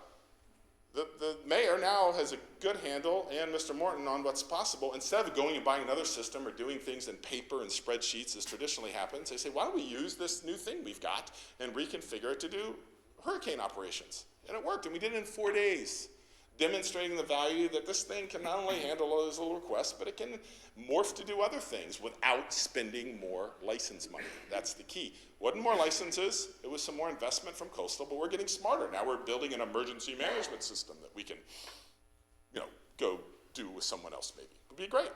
Okay, so bottom line is what? The city and Coastal partnership was initiated by Landon and Bo in early 17, before the mayor was employed, as an economic development initiative. It was not forced in by the mayor, as is being claimed. She had zero involvement through the entire process. Why? Because Jim's no dummy. Jim knew once we were halfway through that she worked for us. He's like, keep Melissa totally out of this. And we agreed. Why would we ever want them to have the risk of that? And then he was well aware of the Salesforce licenses ahead of the workshop. There were no surprises, as are now being claimed by the city. Okay, so the last major point. The cost of the software. If you read the article, Cindy Lane says, the Palm Coast app costs 3 or 4 times more annually than if the city had purchased off the shelf, but of course they were forced by the mayor to buy this. Those products also offer more functions. How could the city say no to Coastal Cloud's app, even if it became the financial cost is going to be so much higher than SeeClickFix, the thing that Landon used to make fun of? Because the mayor's making them do it. No, and it's not even close to accurate. So here's how this citizen engagement system works. It's not just an app. The app is that little thing that worked to get the guys out to fix the leak. But then what? It's got to feed off to Cynthia's customer service team. It's got to get routed to all these other departments internally. It's a whole bunch of workflow stuff. And potentially you even need to dispatch guys in the field to show up and fix the leak. That's a whole bunch more functionality. But Cindy Lane did not explain that in her article, and the Observer didn't do due diligence to flush it out. SeeClickFix that she references, that she says costs $15,000 to set up and $36,000 a year, does that piece of this equation. I mean, it's a cool piece. It's a sexy little app. but that's all it does. Salesforce does all those things. Yeah, it costs $100,000, but it's apples and oranges. It's not the same freaking thing. And to represent to the public that it is and publish it that way is bogus. And if you do normalize it down and say, there's a piece of Salesforce that is just like, remember that little $15,000 red box I showed on the quote from Landon? That's that piece. It's half the price of SeeClickFix. Did that get shown by Cindy Lane? Did that get reported on by the, no. They're spinning it into a, we're paying 3 or 4 times as much. It's just false and shows an incredible lack of rigor in their analysis. And, you know what's really cool? SeeClick doesn't even exist anymore as a company because it turned out it couldn't exist as just one little niche. It needed to solve all that other stuff. So what happened? It got swallowed up by a big monster company that does all that other stuff. And they have yet to produce a product since then. Meanwhile, the city of Palm Coast is running around with an integrated thing running on Salesforce that seems to be pretty cool. So it's just a whole farce. And just the collection of misinformation released in the public domain is just criminal to me and is having a material impact on a major employer in this town. And none of them came to us to talk about it and challenge it and gather actual data. So bottom line, the Salesforce licenses do not cost 3 to 4 times as much. In fact, they're 50% less expensive. Number 2, the platform has much, much broader capabilities and can be morphed into other things using the same licenses. And at the bottom, Cindy Lane apparently didn't bother checking with Cynthia and Doug and the people that are really using this stuff every day to understand the scope and pricing and value of what she was being slanderous about. I mean, do your homework. So now what do we get? What you already said. We can measure what's going on in this city. For the first time, we know not just how many calls, but what are they for. We know how long it takes to get different types of tasks done. You can figure out your budget should allocate where the work is. We never had that kind of intelligence before as a city. It's super valuable. So bottom line is what? Cindy Lane misrepresented the facts around the city and Coastal Cloud's relationship. The representation was printed and promoted by the Observer and shared across social media channels. It recklessly damaged the reputation of Coastal Cloud. That's a big freaking deal to us and all the jobs of the people we create here. And people need to be held accountable for it. We can't just ignore it. We thought, do we just not show up? We cannot not show up. We've got to stand up to the bullies. The entire City and Coastal Innovation Partnership was crafted by Landon and Bo, the people who were behind the scenes now saying everything was, it was their freaking idea. It was not the mayor's idea. We've gotten 0 compensation from the city, and we've invested over $320,000 in this thing so far. It's the right thing to do. It's a great solution. We actually think we're going to be able to do great things with it elsewhere, hopefully, as we all keep getting smarter and create more jobs here. The licenses are not more expensive. And the bottom line to me, and this is what I think the root is, Palm Coast Connect is now creating a new culture in Palm Coast that is more transparent, accountable, and efficient than it's ever been. Guess what? You can measure what's going on in every department. So all these people that are leaving to me, and this happened at the end of David Ayer's radio station last Friday, right? What did Brian say? I think that maybe there's a culture issue going on, and that's why people, yeah, the culture is because now there's transparency and accountability and efficiency. I'm pretty cool with that. As a citizen and a taxpayer, I think that's like how it's supposed to be. And that's how the business world works, so you get fired. So, if that's a change in culture and people are uncomfortable with that, let's have more of it. It's a win-win deal, is the bottom line. It's good for the city, it's good for the citizens, and hopefully it creates more high-tech jobs here in the community. So, that's it. Thanks for letting me say my piece. It's a very important issue to us, obviously. We have a lot invested in this community, and we don't do it, you don't hear from us much, but you will hear from us when people come out and unfairly attack us. And I think more people should be, we all need to be more aggressive with the bullies, because it's getting out of control, and hiding behind aliases and hiding behind social media accounts is not productive for anybody. We need to get back to class. I'm very disappointed. I personally invited every one of these people here. None of them showed up. I wish they were. If any did come in late, would love to refute anything I said, I'm happy to do it. Thank you. Thank you. I would like to add one thing, Mr. Hale. I want to apologize for this crap that has happened here. okay? I mean, you were slandered. Yeah. And You know people a good did attorney? not, did not have the data, Right. the truth, and just went the other way. Right. And, you provided a great product. I appreciate the fact that you are an energizer in the community with your business.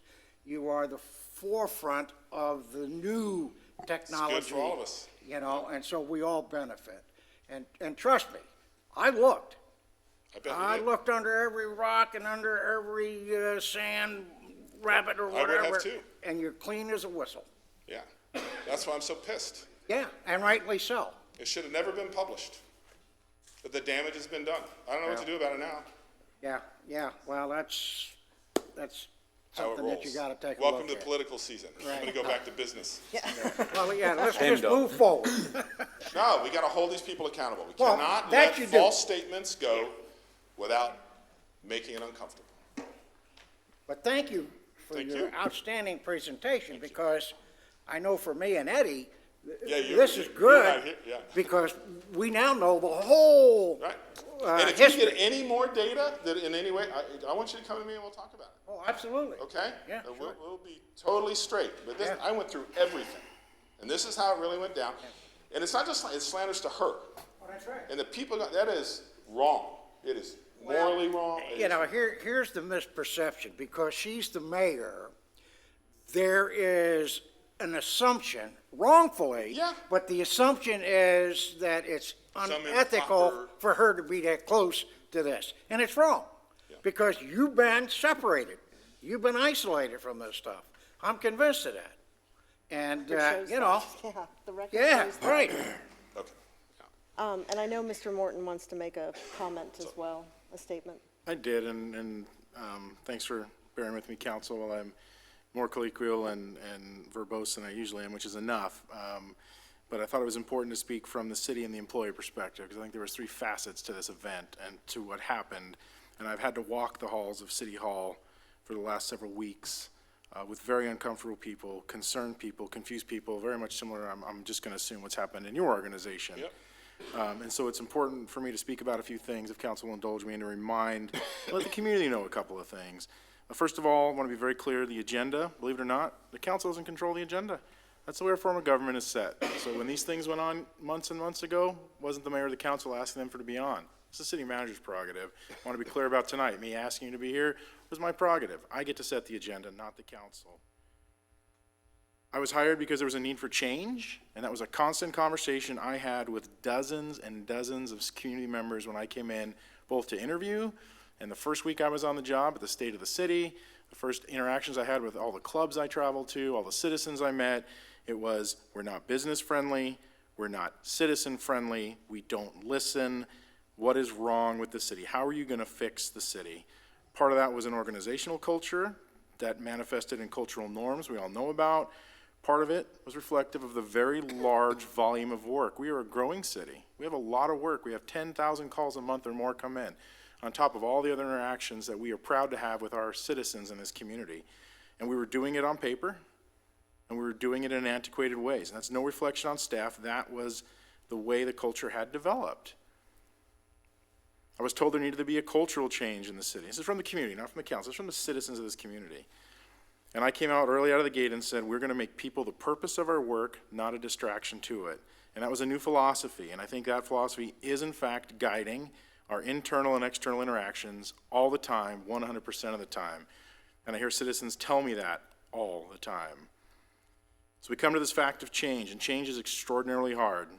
Change, even when it's expertly executed, whether it's a culture, whether it's an organization, whether it's for an individual, is difficult. Many people say they want change. At the end of the day, they don't. We're very comfortable, all of us, right where we are most of the time. And Palm Coast was no exception. But I also wanted to make clear that we have a great staff that sits out here. They don't deserve those aspersions. They share a singular pride, and I see it every day. They bring the best of who they are to come to this city and to serve the residents of this city. And they do it with integrity. And they do it when they're congratulated, as we saw tonight, by a citizen. And they do it, unfortunately, a lot of times when they receive withering criticism. And for that, I'm sorry that they get criticized. but I'm proud and grateful to work alongside them, as I am to work alongside this council and with Coastal Cloud on this project. When I came on board, there was no mention of a 311 alternative. There was only Palm Coast Connect. In fact, I flew into the city 5 days early. I didn't want to miss the State of the City address, the big unveiling of Palm Coast Connect. And I have found no evidence that any meaningful work had ever been accomplished toward any other purpose. The Innovation Partnership, as we learned, agreement was in effect. The licensing component had been voted on. PCC was announced at the 2019 State of the City, and it was very well received by the entire community. I've watched over the last year as the city has been the recipient of hundreds of hours of free consulting that has helped us analyze our core business practices, diagnose solutions, and build resolution-oriented systems that transform completely how this city is managed. I've been in local government for 25 years, and for the first time, I'm excited about what a city is doing. And it's not just me. I had a phone call with a lady named Terry Takai, the former Chief Innovation Officer of the United States Department of Defense, now holds a position in consulting for municipalities around the country and also works for eGovernment, Republic, and Government Technology magazine. She told me, her words, she was excited. Palm Coast is leading in innovation. Palm Coast is leading the way. I've made a lot of staffing and organizational changes over the past year, and I want everyone to know, including our staff and the community, I take full responsibility for that, as it should be. But I'm very proud of the team that's built, that sits here tonight. I'm proud of our 570 almost employees. We have leaders both experienced and fairly new, but again, all committed to making this community the best, as are you and as is this council. So what do we have today? What do we got? We have accountability like I've never seen as a local government manager. We have Palm Coast Connect serving as the hub for data-driven accountability and visibility throughout the organization. It allows us to actually know what we're doing, to know it in real time, to be accountable for it, and to have to communicate to our council and community. Palm Coast Connect has been an overwhelming success in tracking issues, and the data has allowed us to understand the decisions we make and the money we spend from an objective perspective. And this is not just my opinion. We do the National Citizen Survey every other year to confirm what trajectory the citizen is on. This is a scientifically venerated survey done by the International City County Managers Association. It's tuned, it's years and years and years of experience. The data is reliable. These are metrics that we've received, and I don't know how anyone could not be astounded, and we're going to communicate this whole survey to the public in the near future. The overall image of the city of Palm Coast as a city government rose 15 points to where 76% of our citizens have a positive image and believe the city is doing good work. The services, this is huge. The services provided by our customer service, that's our entire city departments, all of our employees. That's engagement and interactions that a citizen feels like they are being served the way they should be. Rose 14 points. 75% of our citizens feel we are excelling and executing on customer service. Our customer service increased. In other words, how did we do year over year from the survey? How do people feel? Are we improving? Are we stagnant? Rose from 69 to 78% positive result. The overall direction, in other words, how are we welcoming citizen involvement? How is the city going in there in the citizen's perception? Both up. Lastly, the only other statistic I'll point out tonight, acting in the best interest of the city, acting in the best interest of the citizens. That metric rose 9 points this year. All these metrics rose in the past year, and many of them are the highest they've ever been since this survey has been conducted. So moving forward, to be clear to the council, be clear to the staff, be clear to the community, I welcome the same questions, I welcome the same inquiry as I've had internally and externally. I am frankly very excited about what we're doing. As I mentioned, I've been in local government for 25 years, and I will say from my opinion, my humble opinion, the things we're working on are truly transformative. And more importantly, I can sit here tonight with my head held high, owning the decisions I have made and confident in the direction I think we are moving. We will continue to work on, it is my plan, to continue to work to perfect Palm Coast Connect. Similarly, I'm going to continue to fulfill the strategic action plans, the goals and objectives of this city council by leveraging all of our assets, all of our resources, including, as we have been developing, as this is no secret to anyone, the further use and build out of our toolbox of Salesforce and Palm Coast Connect to continue to achieve accountability, to track results, and to build what I'm being told by my peers around the country as a best-in-class custom solution that is serving the needs of local government. We're going to continue to innovate our systems. We're going to continue to enhance our citizen engagement. We're going to do it through the tools we have, which include Salesforce, Palm Coast Connect, and Field Service Lightning. Thank you for listening.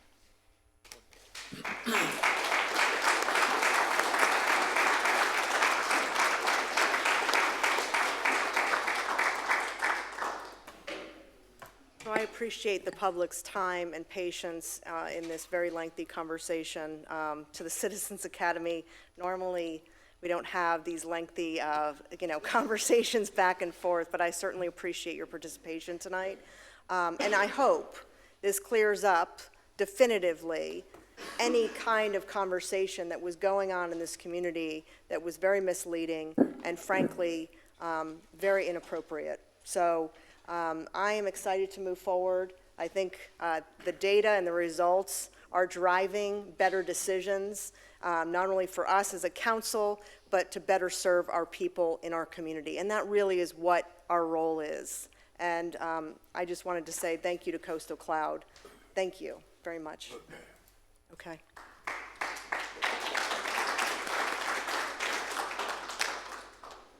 So we'll move to agenda item number G, which is an ordinance on first read. Mr. Reichman.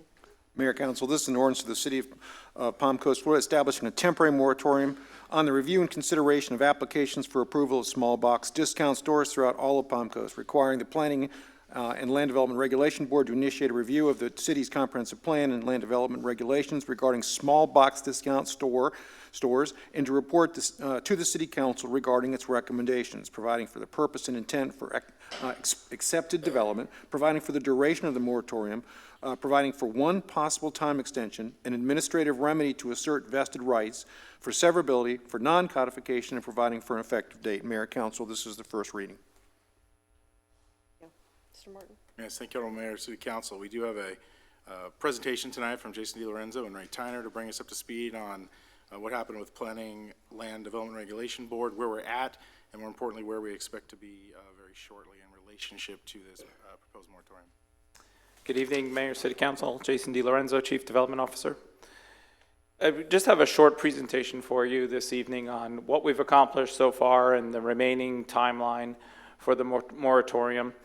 If you pass the moratorium, I wish you to know that it's 120 days in length, but it's 120 days from when you pass the legislation in progress, which occurred on January the 14th. And the 120-day time period actually ends on May the 13th. However, one 30-day extension is contemplated in the ordinance. So far on January the 7th, you discussed the possibility of a moratorium. January 14th, you passed 2020-16, the legislation in progress, which started the clock for us. And on February 19th, the PLDRB reviewed the moratorium and recommended it passage to the City Council. And then we're here today for you to consider the moratorium. During that time frame, we have been doing our study work, and we are prepared to bring you options at next Tuesday's workshop on March the 10th.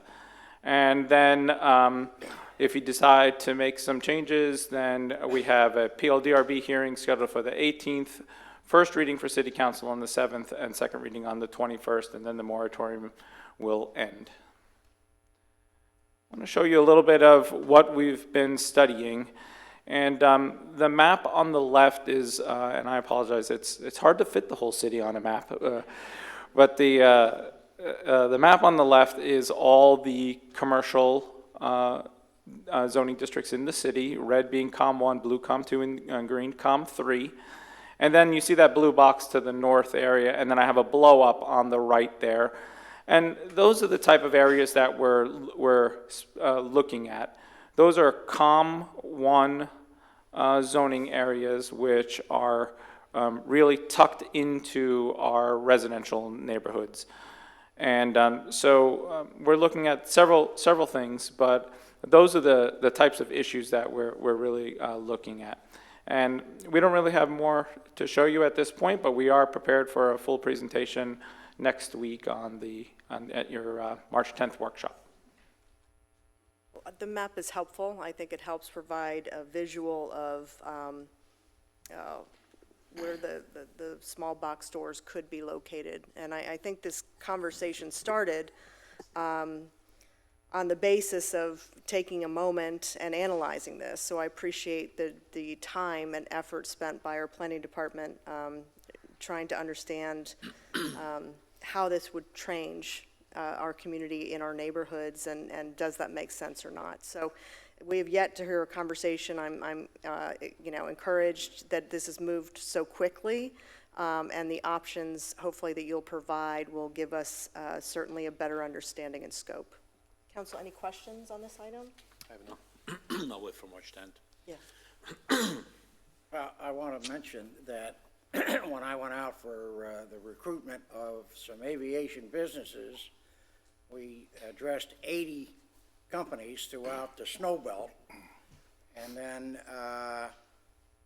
we followed up with conversations, and I had 2 companies that had read about our moratorium, and they asked the question, are you for free enterprise or not? Because what you're putting here, we don't want to come.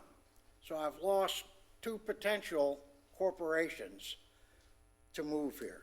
So we have to be very careful on this. I don't really see it, and as a result, when we were first getting into this, we didn't have the data that Toby put out. Now we do have the data, and I just don't see the Dollar General or some of these others as a major price problem right now. And that's my opinion. I'll open it to the public. Any member of the public wish to make public comment on agenda item number G5, please do so at this time.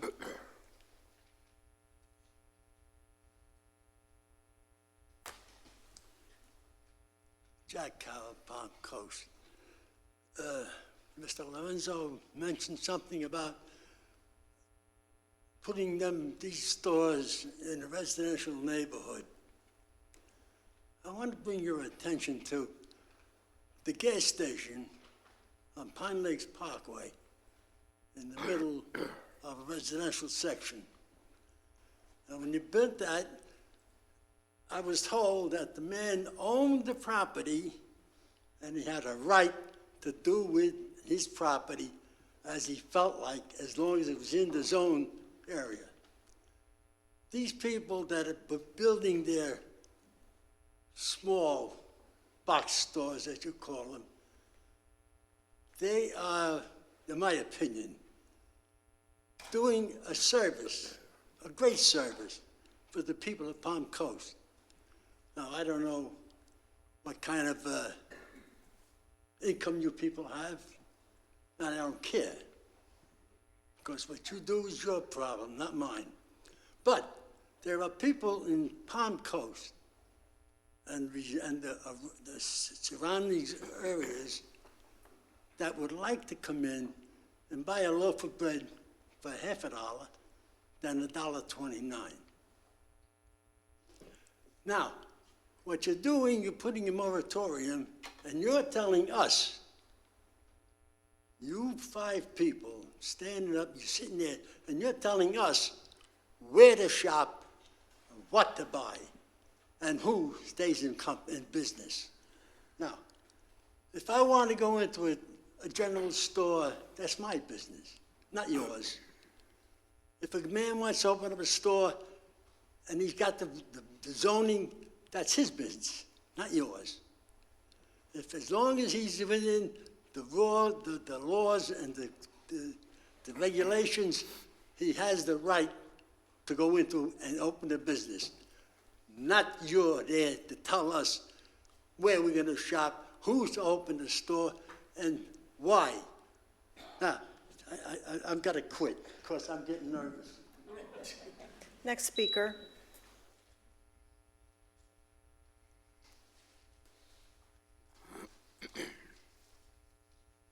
Hello, everyone. Toby Tobin from Palm Coast.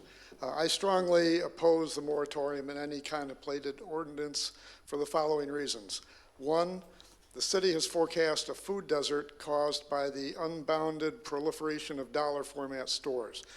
Food deserts are generally defined as urban areas with poor neighborhoods or rural towns in which it is difficult to buy affordable, good quality fresh food. Palm Coast is hardly an urban area. It's a sprawling suburb. It's not a rural town. It has no predominantly poor neighborhoods. Palm Coast becoming a food desert is a myth.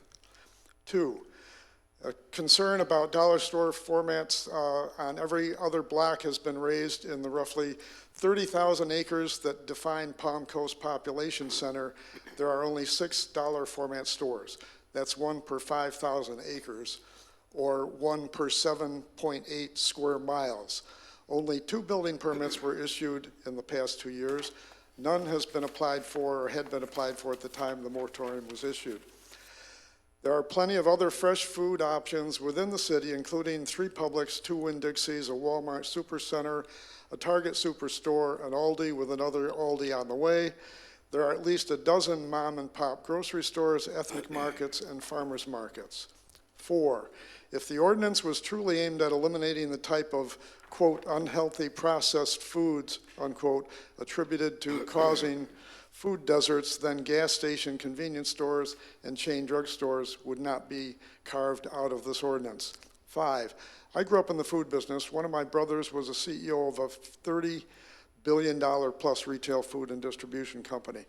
Trust me, the arrival of a new dollar store in Matanzas Woods will not deter Publix or any other mainstream grocer from coming to the 2 locations already approved for grocery stores at each end of Matanzas Woods Parkway. 6, the city's planning department is currently understaffed. Any time spent on this silly effort is time withheld from more worthy projects. 7, the lack of public outcry. In January, I wrote a piece about the proposed moratorium. It was republished in both Flagler Live and the Palm Coast Observer. Each publication's Facebook page received well over 100 reader comments, largely against the moratorium on the popular dollar format stores, but also against what is perceived to be unwanted government encroachment into the private sector in general. The housing element section of the Palm Coast Comprehensive Plan says, quote, citizens of all income levels shall have the opportunity to obtain quality housing at a reasonable cost, unquote. It stands to reason that they should also have corresponding shopping opportunities. I urge the City Council to put this project to bed tonight. Thank you for your comments, Mr. Tobin. Thank you. Next speaker.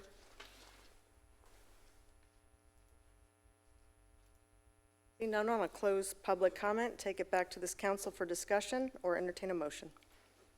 I'd just like to make one statement. The issue that I see is the propensity and frequency for which these dollar stores and small box stores are opening up. And essentially, in my view, it can become a type of land grab situation where, although we have these mom and pop stores, as the previous speaker stated, this is essentially going to place a stranglehold on those that survive the Walmarts of Palm Coast and other cities. I think a temporary moratorium is more than reasonable, and that we need to investigate this from a perspective not necessarily of whether or not it's just the Dollar General that is going to be built in X, Y, or Z, but the propensity that they're popping up and whether or not there's ulterior motives behind their strategy. Appreciate your comments. Do I have a motion? I will make the motion. I'll second it. Moved and seconded. All those in favor, please say aye. Aye. Any opposed? Aye. Aye. Passes 3-2. Now move forward with our agenda item number H6, a resolution approving piggybacking the national IPA contract with Caterpillar for purchasing or heavy equipment parts and services for citywide fleet. Thank you, Honorable Mayor, City Council. We have Matt Mansell, Public Works Director, here to present. Also, just remind Council by way of memory that we are working in this budget cycle to do an analysis and a presentation to Council on piggybacking and the practices, but I believe these are covered under the GovQuote process, so it is pretty thorough vetting. But let Matt talk us through this. Yes, sir. Thank you, Mr. Morton, Mayor, members of the Council. So this resolution is to approve the Public Works Department to leverage the piggyback contract with National IPA for purchase of Caterpillar parts from Caterpillar Incorporated for our heavy equipment fleet. So the purchase would allow us to take advantage of the pre-competed prices that are on that contract without the extensive time to go through our own bid process. We've used it in the past with great success and savings, so. Council, any questions on this agenda item? Yeah, I have a question, and this goes back, I discussed this before on this piggyback.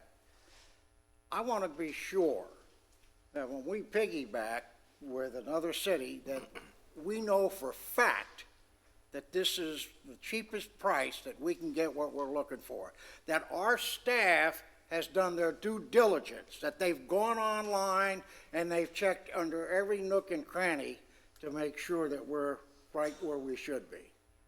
And I can't vote for this if we don't have that data and assurance, because I'm trying to save us money, not, and, you know, it's the procurement side of the house. They've got to take a look at this.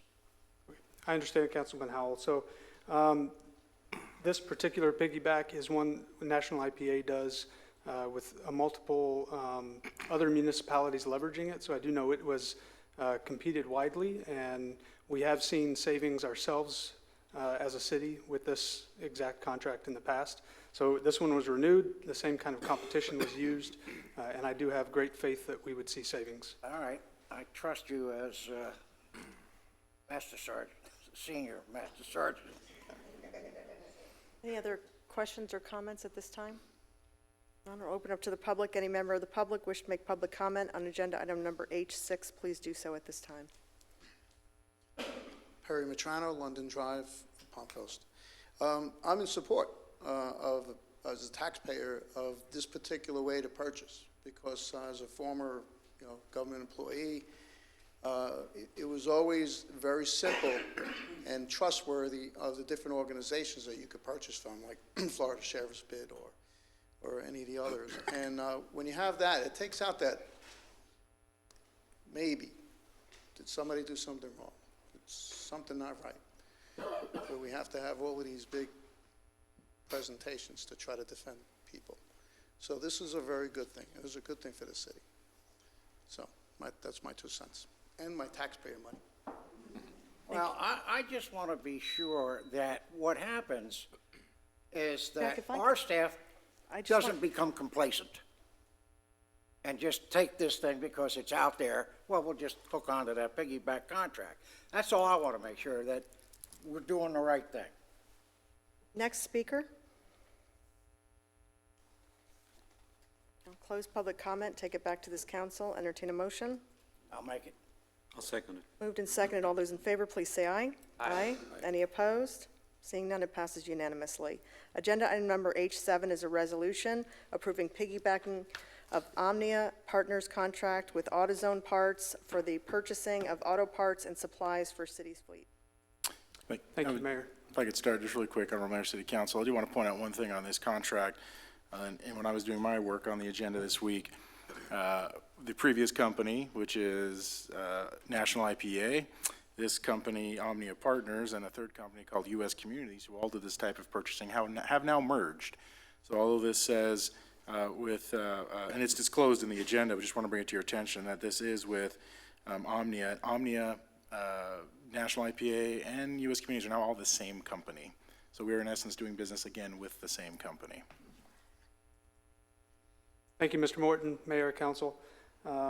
So again, this is for AutoZone, parts purchases for the Fleet Department, and where this differs from the last agenda item, this is one of many different purchasing options that we do have for these types of vehicle parts. So we do shop around locally for the parts before we order and commit to using any one vehicle. So we do have the purchase card at our disposal with Napa, with L&B Homes, with multiple other small vehicle part warehouses in the local area that we would make sure that we're getting the best price. However, this is a very large-scale contract, again, like the other piggyback, that we would just like the capability to utilize.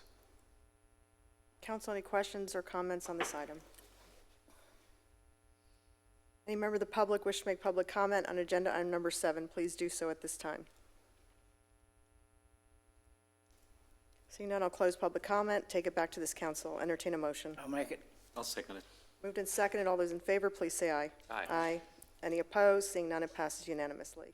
Other business, agenda item number I is a presentation of certificates to the graduating students of the City of Palm Coast 48th class of the Citizens Academy. 48th, I was part of the first graduating class of the Citizens Academy. I don't know what that says now. I don't know. And I'm going to be coming down and handing out their certificates.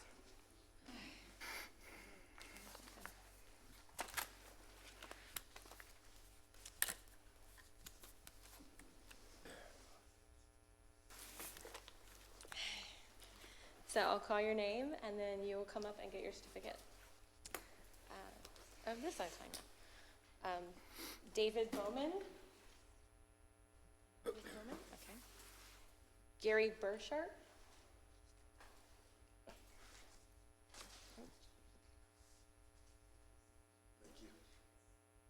Brian Dabson.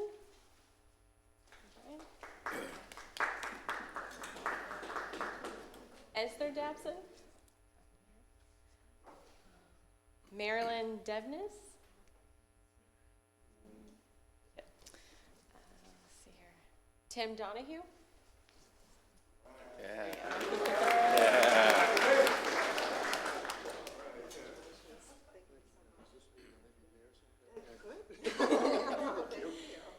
Amy Dragonjack. Okay. And Bruce Dragonjack, too.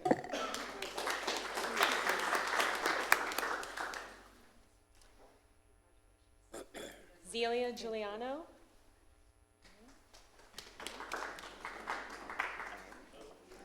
Sam Dobbs. Hobbs.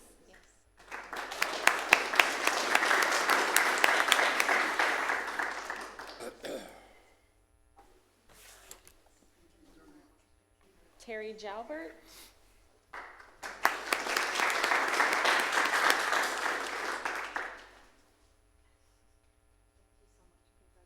Patricia James.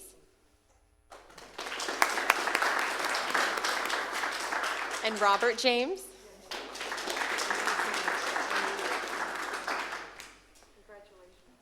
Stan Maring.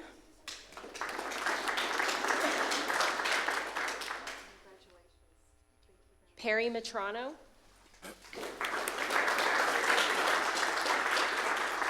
Gary Perkins.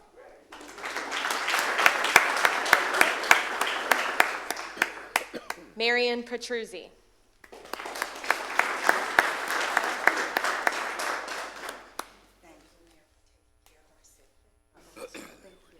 Lori Dommel.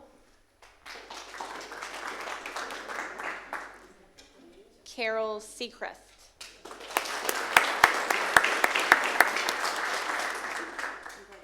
Connie Schaefer.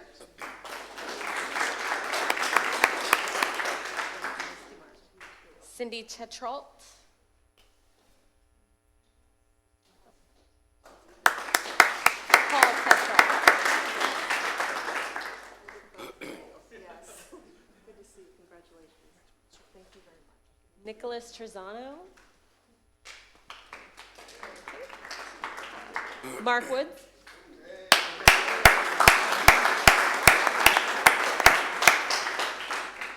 Jill Woolbright.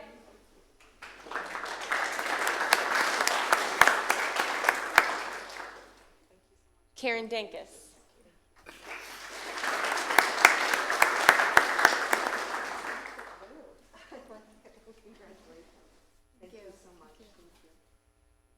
Thank you everyone for attending, and we hope that if you are not here and you're interested, May 4th is the next session. So May the 4th be with you.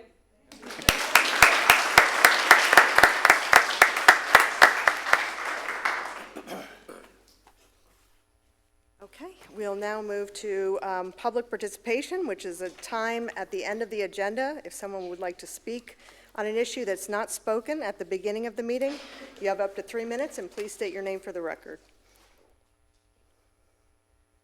Louis McCarthy. Look, I wasn't going to speak on this, but I had my property regraded. And I didn't take down the names of the guys, which I should have. but they did a hell of a good job. And the manager, one guy said, "Don't worry, Mr. Mack, we'll make sure that the sod comes next week." And next week it was there. Not all of it, because I have a very large front, but I could see that the work was being done, and I just have to say hear to those guys and everybody involved. Thank you.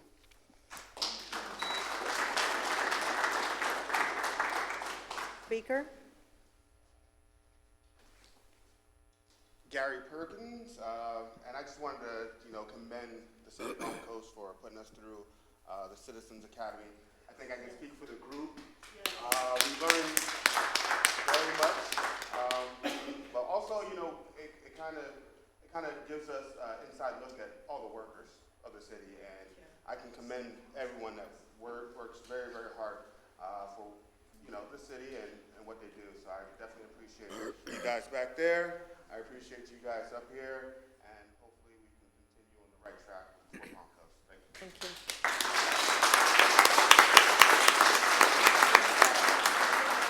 Speaker?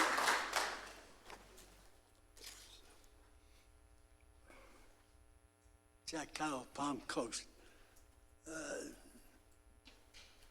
You got up this today, you stood there and you orated for almost 2 hours on this cloud business. First of all, I only with just a few words.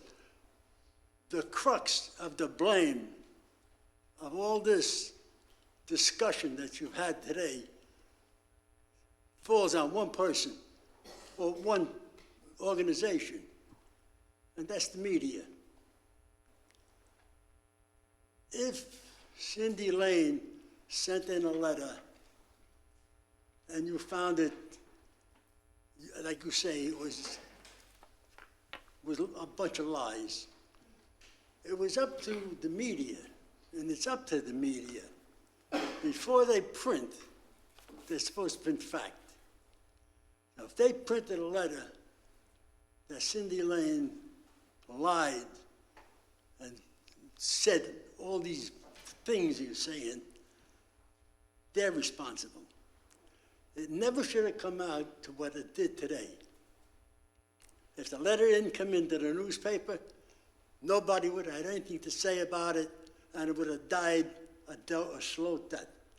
But the newspapers got to make money. They got to sell their newspapers. And you get a nice letter like that from Cindy Lane, you've got 50,000 people to buy that paper. So don't be blaming anybody, and don't be asking people to come here and whatever, to verify what they're saying. They don't have to. It's the paper's fault. And if they want to print a lot of lies, then you are responsible. Thank you. Next speaker.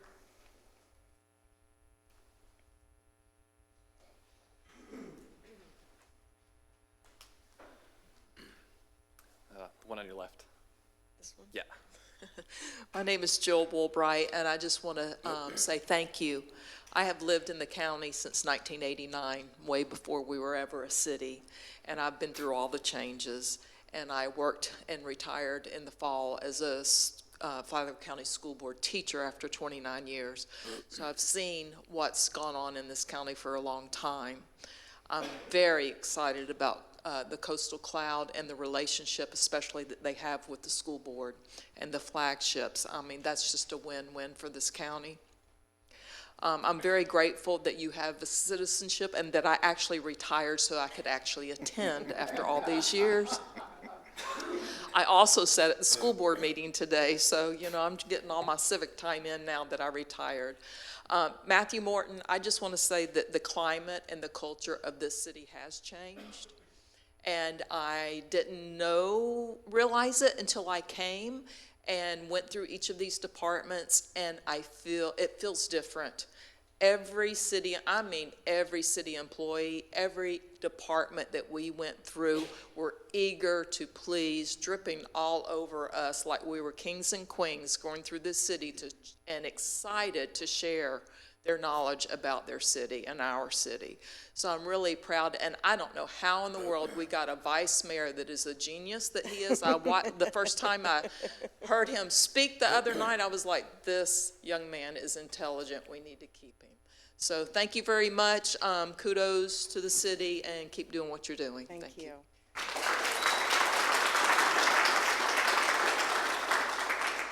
Next speaker.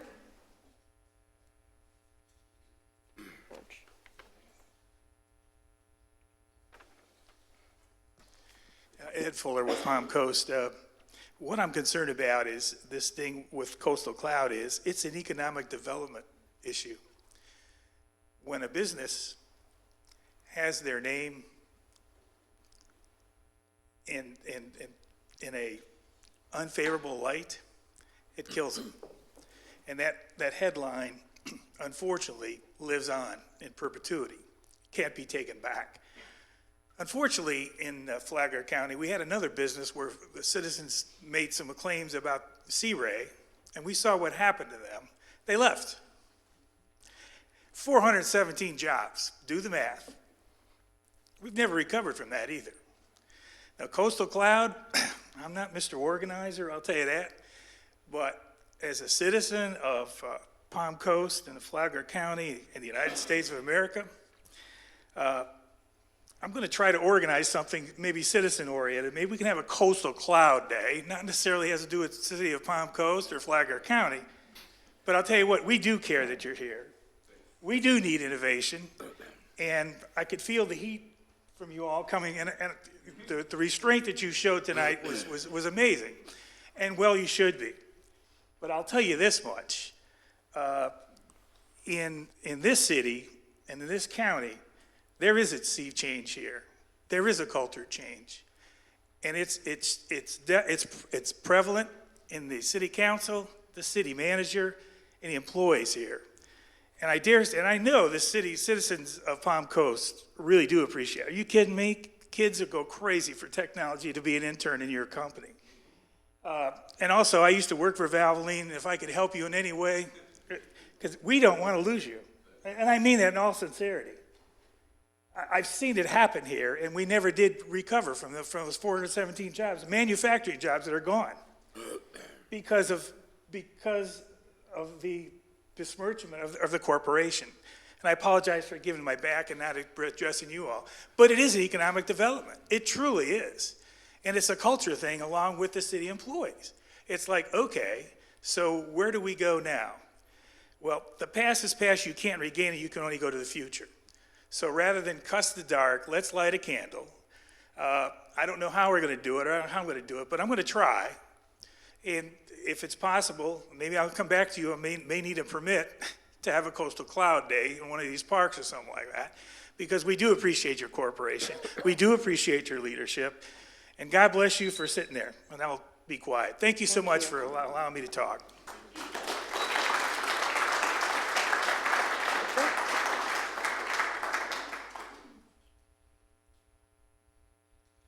Good evening, George Mayo. I've been here many times. I've said it many times over. I think the city of Palm Coast does its citizens very well. Anytime I've had questions or problems or complaints, they've always been answered rapidly and accurately, and I think the city is in good shape. The situation we have here with Coastal Cloud, I'm sorry that it's happening. I'm sorry to Coastal Cloud that it's happening, but it just reminds me of a skit that a late-night comedian does from time to time, and it's called, I read it on Facebook, so it must be true.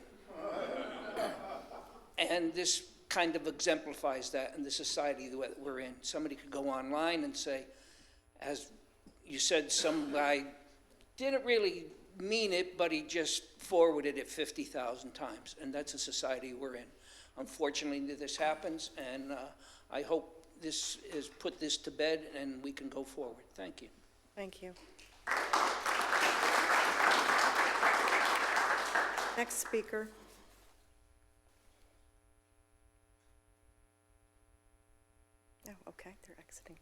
Okay, thank you all for your comments tonight. I appreciate it. I will now move to agenda item number K, which is discussion by City Council of matters not on the agenda. Councilmember Cuff. I had something to say, but I forgot it about half. No, I guess that, again, we can beat this to death, but I've heard several of the citizens here tonight, and I know it's a frustration for anyone who's in the public eye, even as much as I try to stay out of it. It's very easy to, name call and criticize and say things that you wouldn't dare to say if you were standing in front of the person you were saying them about, or even if you had to sign your own name to it.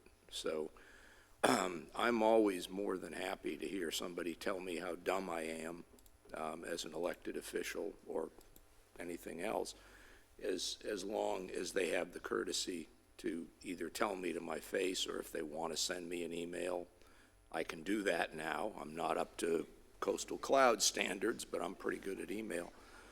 And, if you'll just say who you are and why you're saying it. But I agree, when you hear something repeated tens of thousands of times behind cute little pseudonyms, it doesn't really advance any kind of public discussion or any kind of progress. And it'll keep happening, and I don't know what we do about it, but to try to put a wrap on tonight's discussions, I guess that's my comment. Plus, we're getting a great new model train at the Agricultural Museum. For those of you that haven't seen it, I went to Media Day, and keep your eye. I know it isn't city exclusively, but it looked pretty cool. I don't think I could sit on it. It's 8th scale, and I'm about 1.5 scale, but looked pretty neat. So that's my, for the good of the community, comment for tonight. Thank you. Councilmember Benquino. Well, coming back to this subject, talking about transparency. Coastal Cloud, you did it. You came here. You're invited, you came here. You didn't turn your back on it. You show fortitude. For me, that means a lot, okay? I think I heard basically everything. Jack Howell made his investigation, and trust me, was not the only investigation that was done.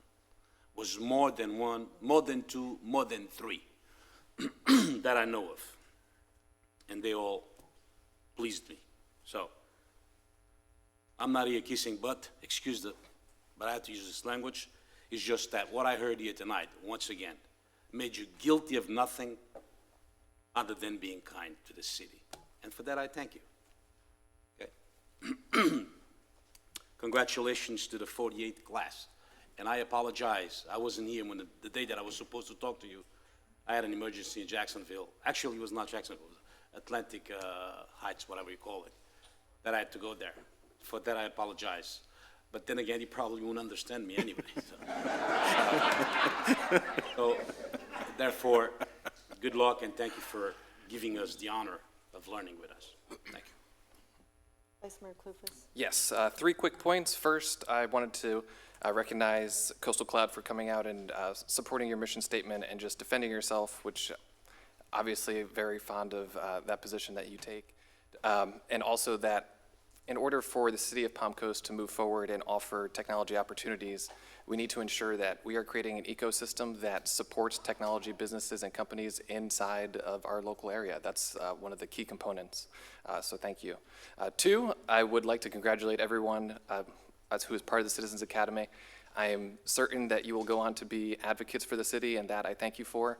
I did kind of jinx us yesterday when I said that this was going to be a short agenda and that you guys were right on there. So please don't hold that against me. And then my 3rd point is possibly the event of the year from the city of Palm Coast. This Saturday, March 7th, from 8 a.m. to 10 a.m., you'll get the opportunity to play pickleball with the mayor and vice mayor at Holland Park. So, stay tuned. So thank you, guys. Councilmember Howell. First off, I want to really say hello again to the Citizens Academy, and I was there briefly, but that's our role. However, most of you know that I run this program called Teens in Flight. And believe it or not, Sam, stand up. That's one of my students in Teens in Flight.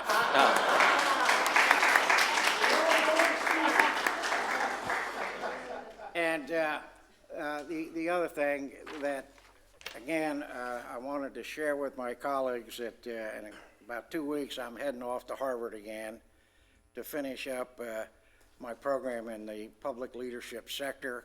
I'm taking the course, and this is a good one, Driving Government Performance. So, Whoa. that's it. Yeah, whoa is right, you know. Whoa.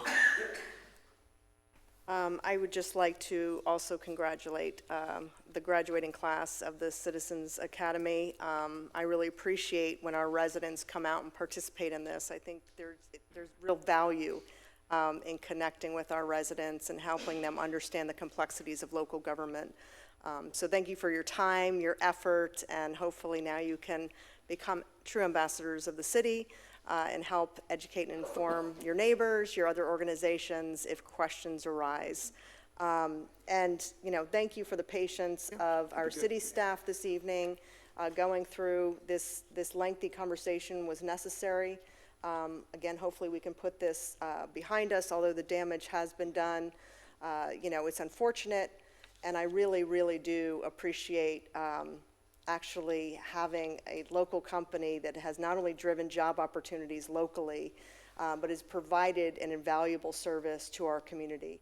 And so I am remaining very proud to not only be a part of this process, part of this team, however, to see the actual change and transformation happening is life-changing. So I would encourage all of our residents, if they've not, to sign up for Palm Coast Connect. And hopefully, you know, when you see something out there in the community, you don't have to have the app. You can call City Hall, it gets logged in as a case. You can walk into City Hall, it gets logged in as a case. You can speak at council member meetings, it gets logged in as a case. You can email, it gets logged in as a case. Every single communication that's happening in every single solitary aspect gets logged in as a case. And that helps us make better decisions as a council. It helps our city manager drive discussions around resources and spending your taxpayer dollars wisely. So thank you for the exchange tonight. I apologize, you know, for you know, obviously taking the time required to make sure we are educating the public on why this was damaging and why this was unnecessary. Hopefully you can walk away with a better understanding of this unbelievable relationship and gift that's been given to the residents of the city of Palm Coast. Thank you. Discussion by city attorney. Nothing, Mayor. Thank you. Discussion by city manager. Thank you, Honorable City Council. I have three things, actually. One on the agenda, two, just feel compelled. First, the nuance of tonight's not lost on me, and I think we find tonight that kindness and those values are just as contagious as some others. I'm proud to be part of this community, to live in this community. We are a community, and we should be a community. We're going to have tough conversations in this room, but I think tonight proved that community makes those possible and have good outcomes. Second, I continue to get from citizens and other people, congratulations for the work that's happening. It's those people sitting right back there, the directors, that really have earned that congratulations and deserve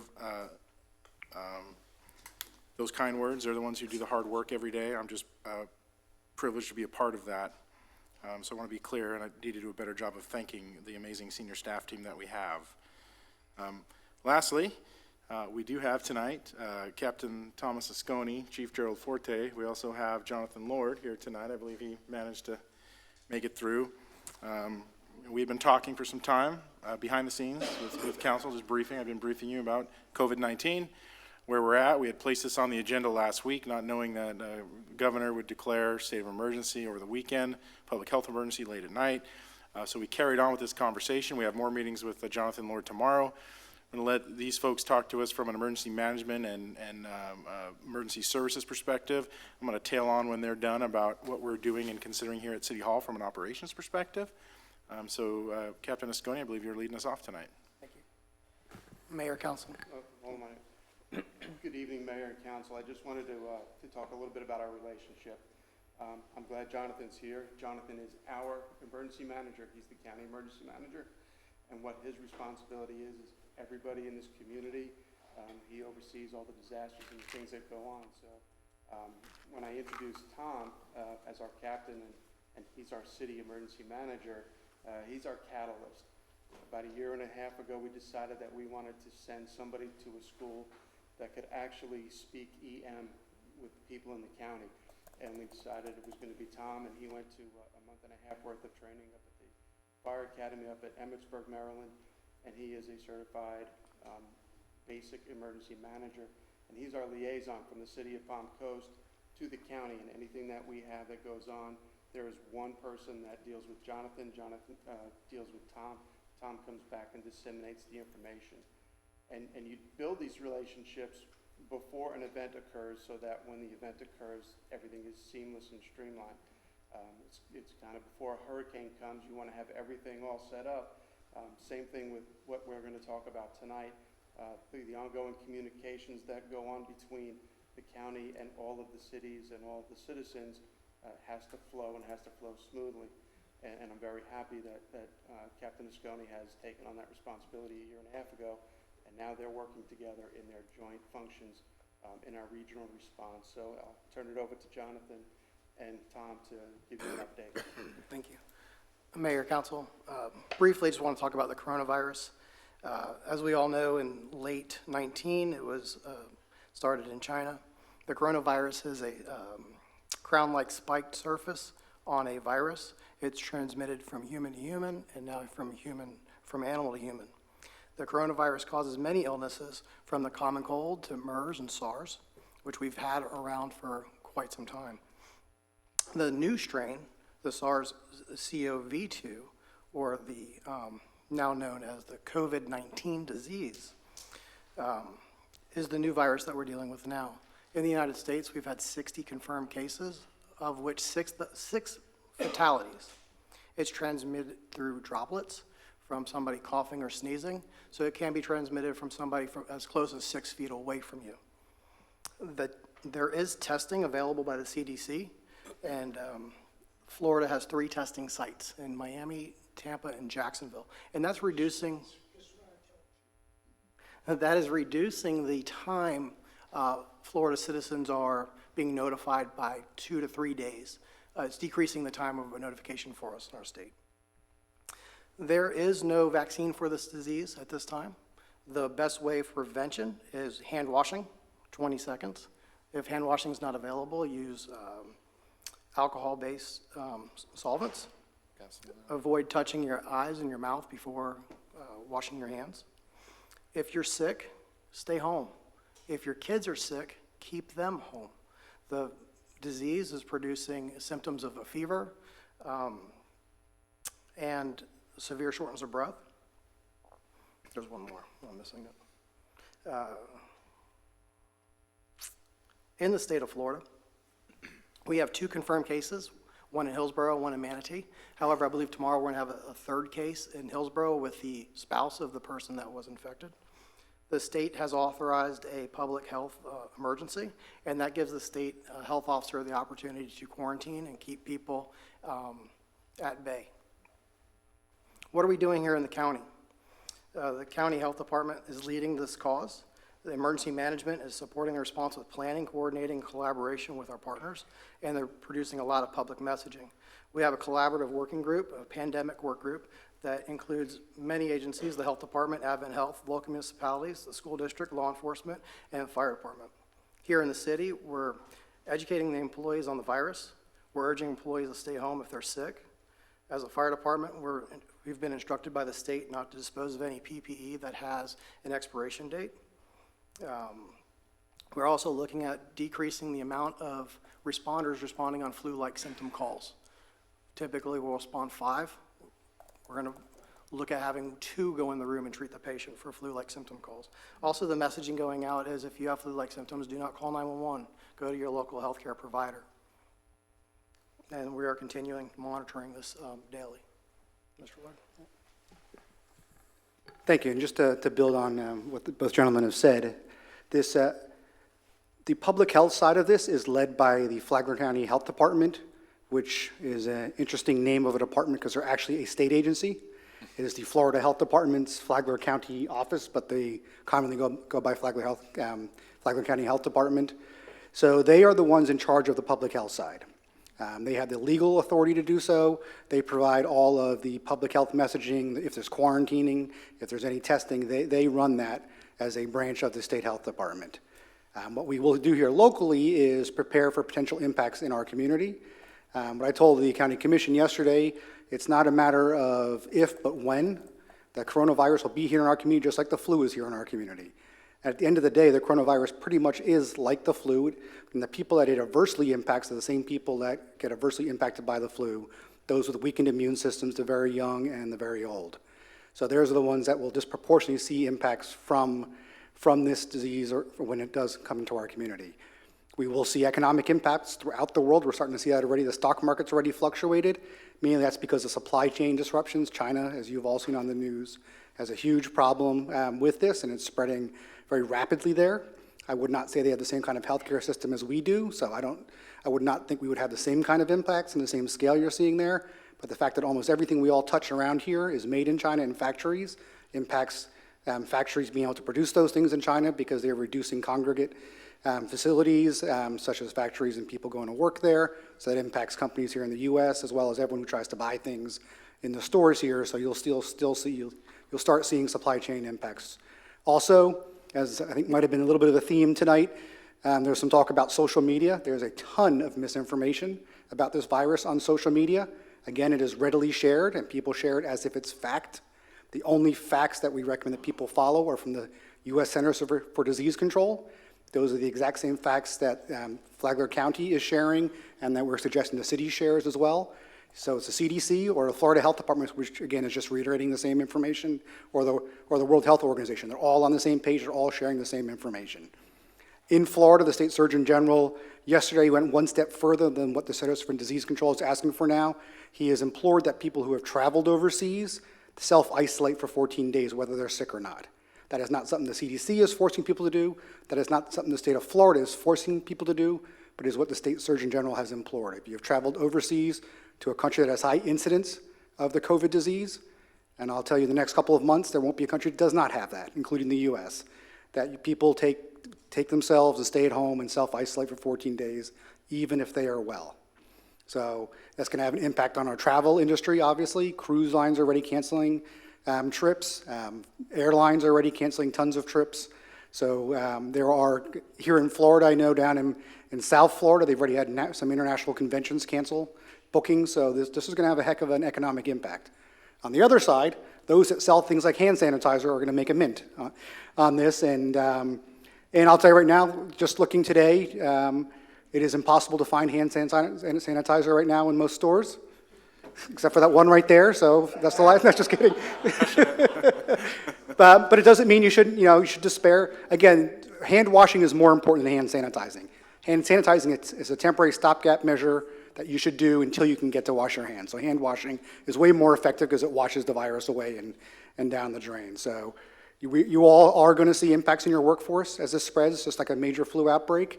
So thinking about things like telecommuting and what jobs can you do with or without, and prioritizing those kinds of things are going to be key discussions that we'll be having with our partners actually tomorrow, talking about those kinds of things. So I know the health department is very on board and very aggressive with working on this, again, with the federal government. They're in very good communications with us here, and we're sharing that information with all of the cities, and we're going to continue to have ongoing discussions, and I promise we will be very open and transparent, and again, I'm going to be honest, it's going to impact this community in some fashion. How bad or it is really depends on our community. If people are sick and stay home, it won't spread as much. But the problem is we all know that people will come to work, kids will go to school, people will go hop on the county's transit system and go to appointments and do things like that, and unfortunately will spread the disease many times unknowingly. So it's going to happen. And it's going to be like a very severe flu outbreak, and again, unfortunately, disproportionately affect the young, the old, and those with weakened immune systems. Thank you. Culturally and behaviorally, we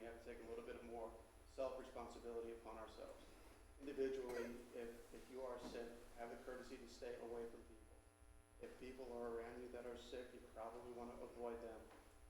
Certainly, I'm not going to cancel your pickleball event this weekend. You're going to have to play. Everybody still has to live their lives and keep going until they find that they're in a position of uncomfortableness. Don't end your events. Don't discontinue your events. Keep doing what you would normally do. And as people start to become ill, they have to take that responsibility upon themselves to stay home and stay out of the limelight. I think we're just asking everybody to look at everything in perspective.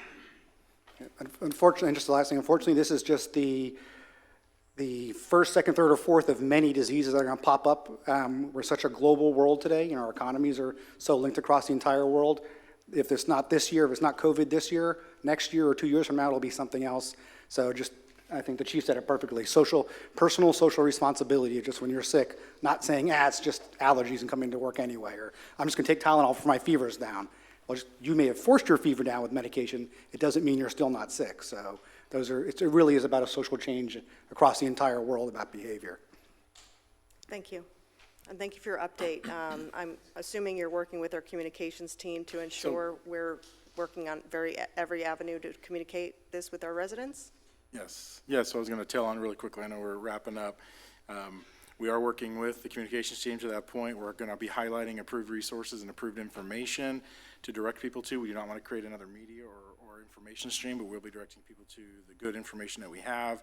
The point tonight was to let the residents know that there is valid information out there, that we have begun or actually involved in these discussions. We've met with local healthcare providers, including Advent Health. We have another meeting tomorrow with Jonathan Lord and other leaders. And to the city's specific point, working with human resources to identify any potential workforce impacts, level of service disruptions, sick employees, what happens if school closes. So we're really deep in those conversations, and we will continue to inform you, council, as we move through this next few weeks and months. Thank you very much for all your efforts. Thank you. I will move to adjourn the meeting. Awesome. Great job. All right, I'm running out.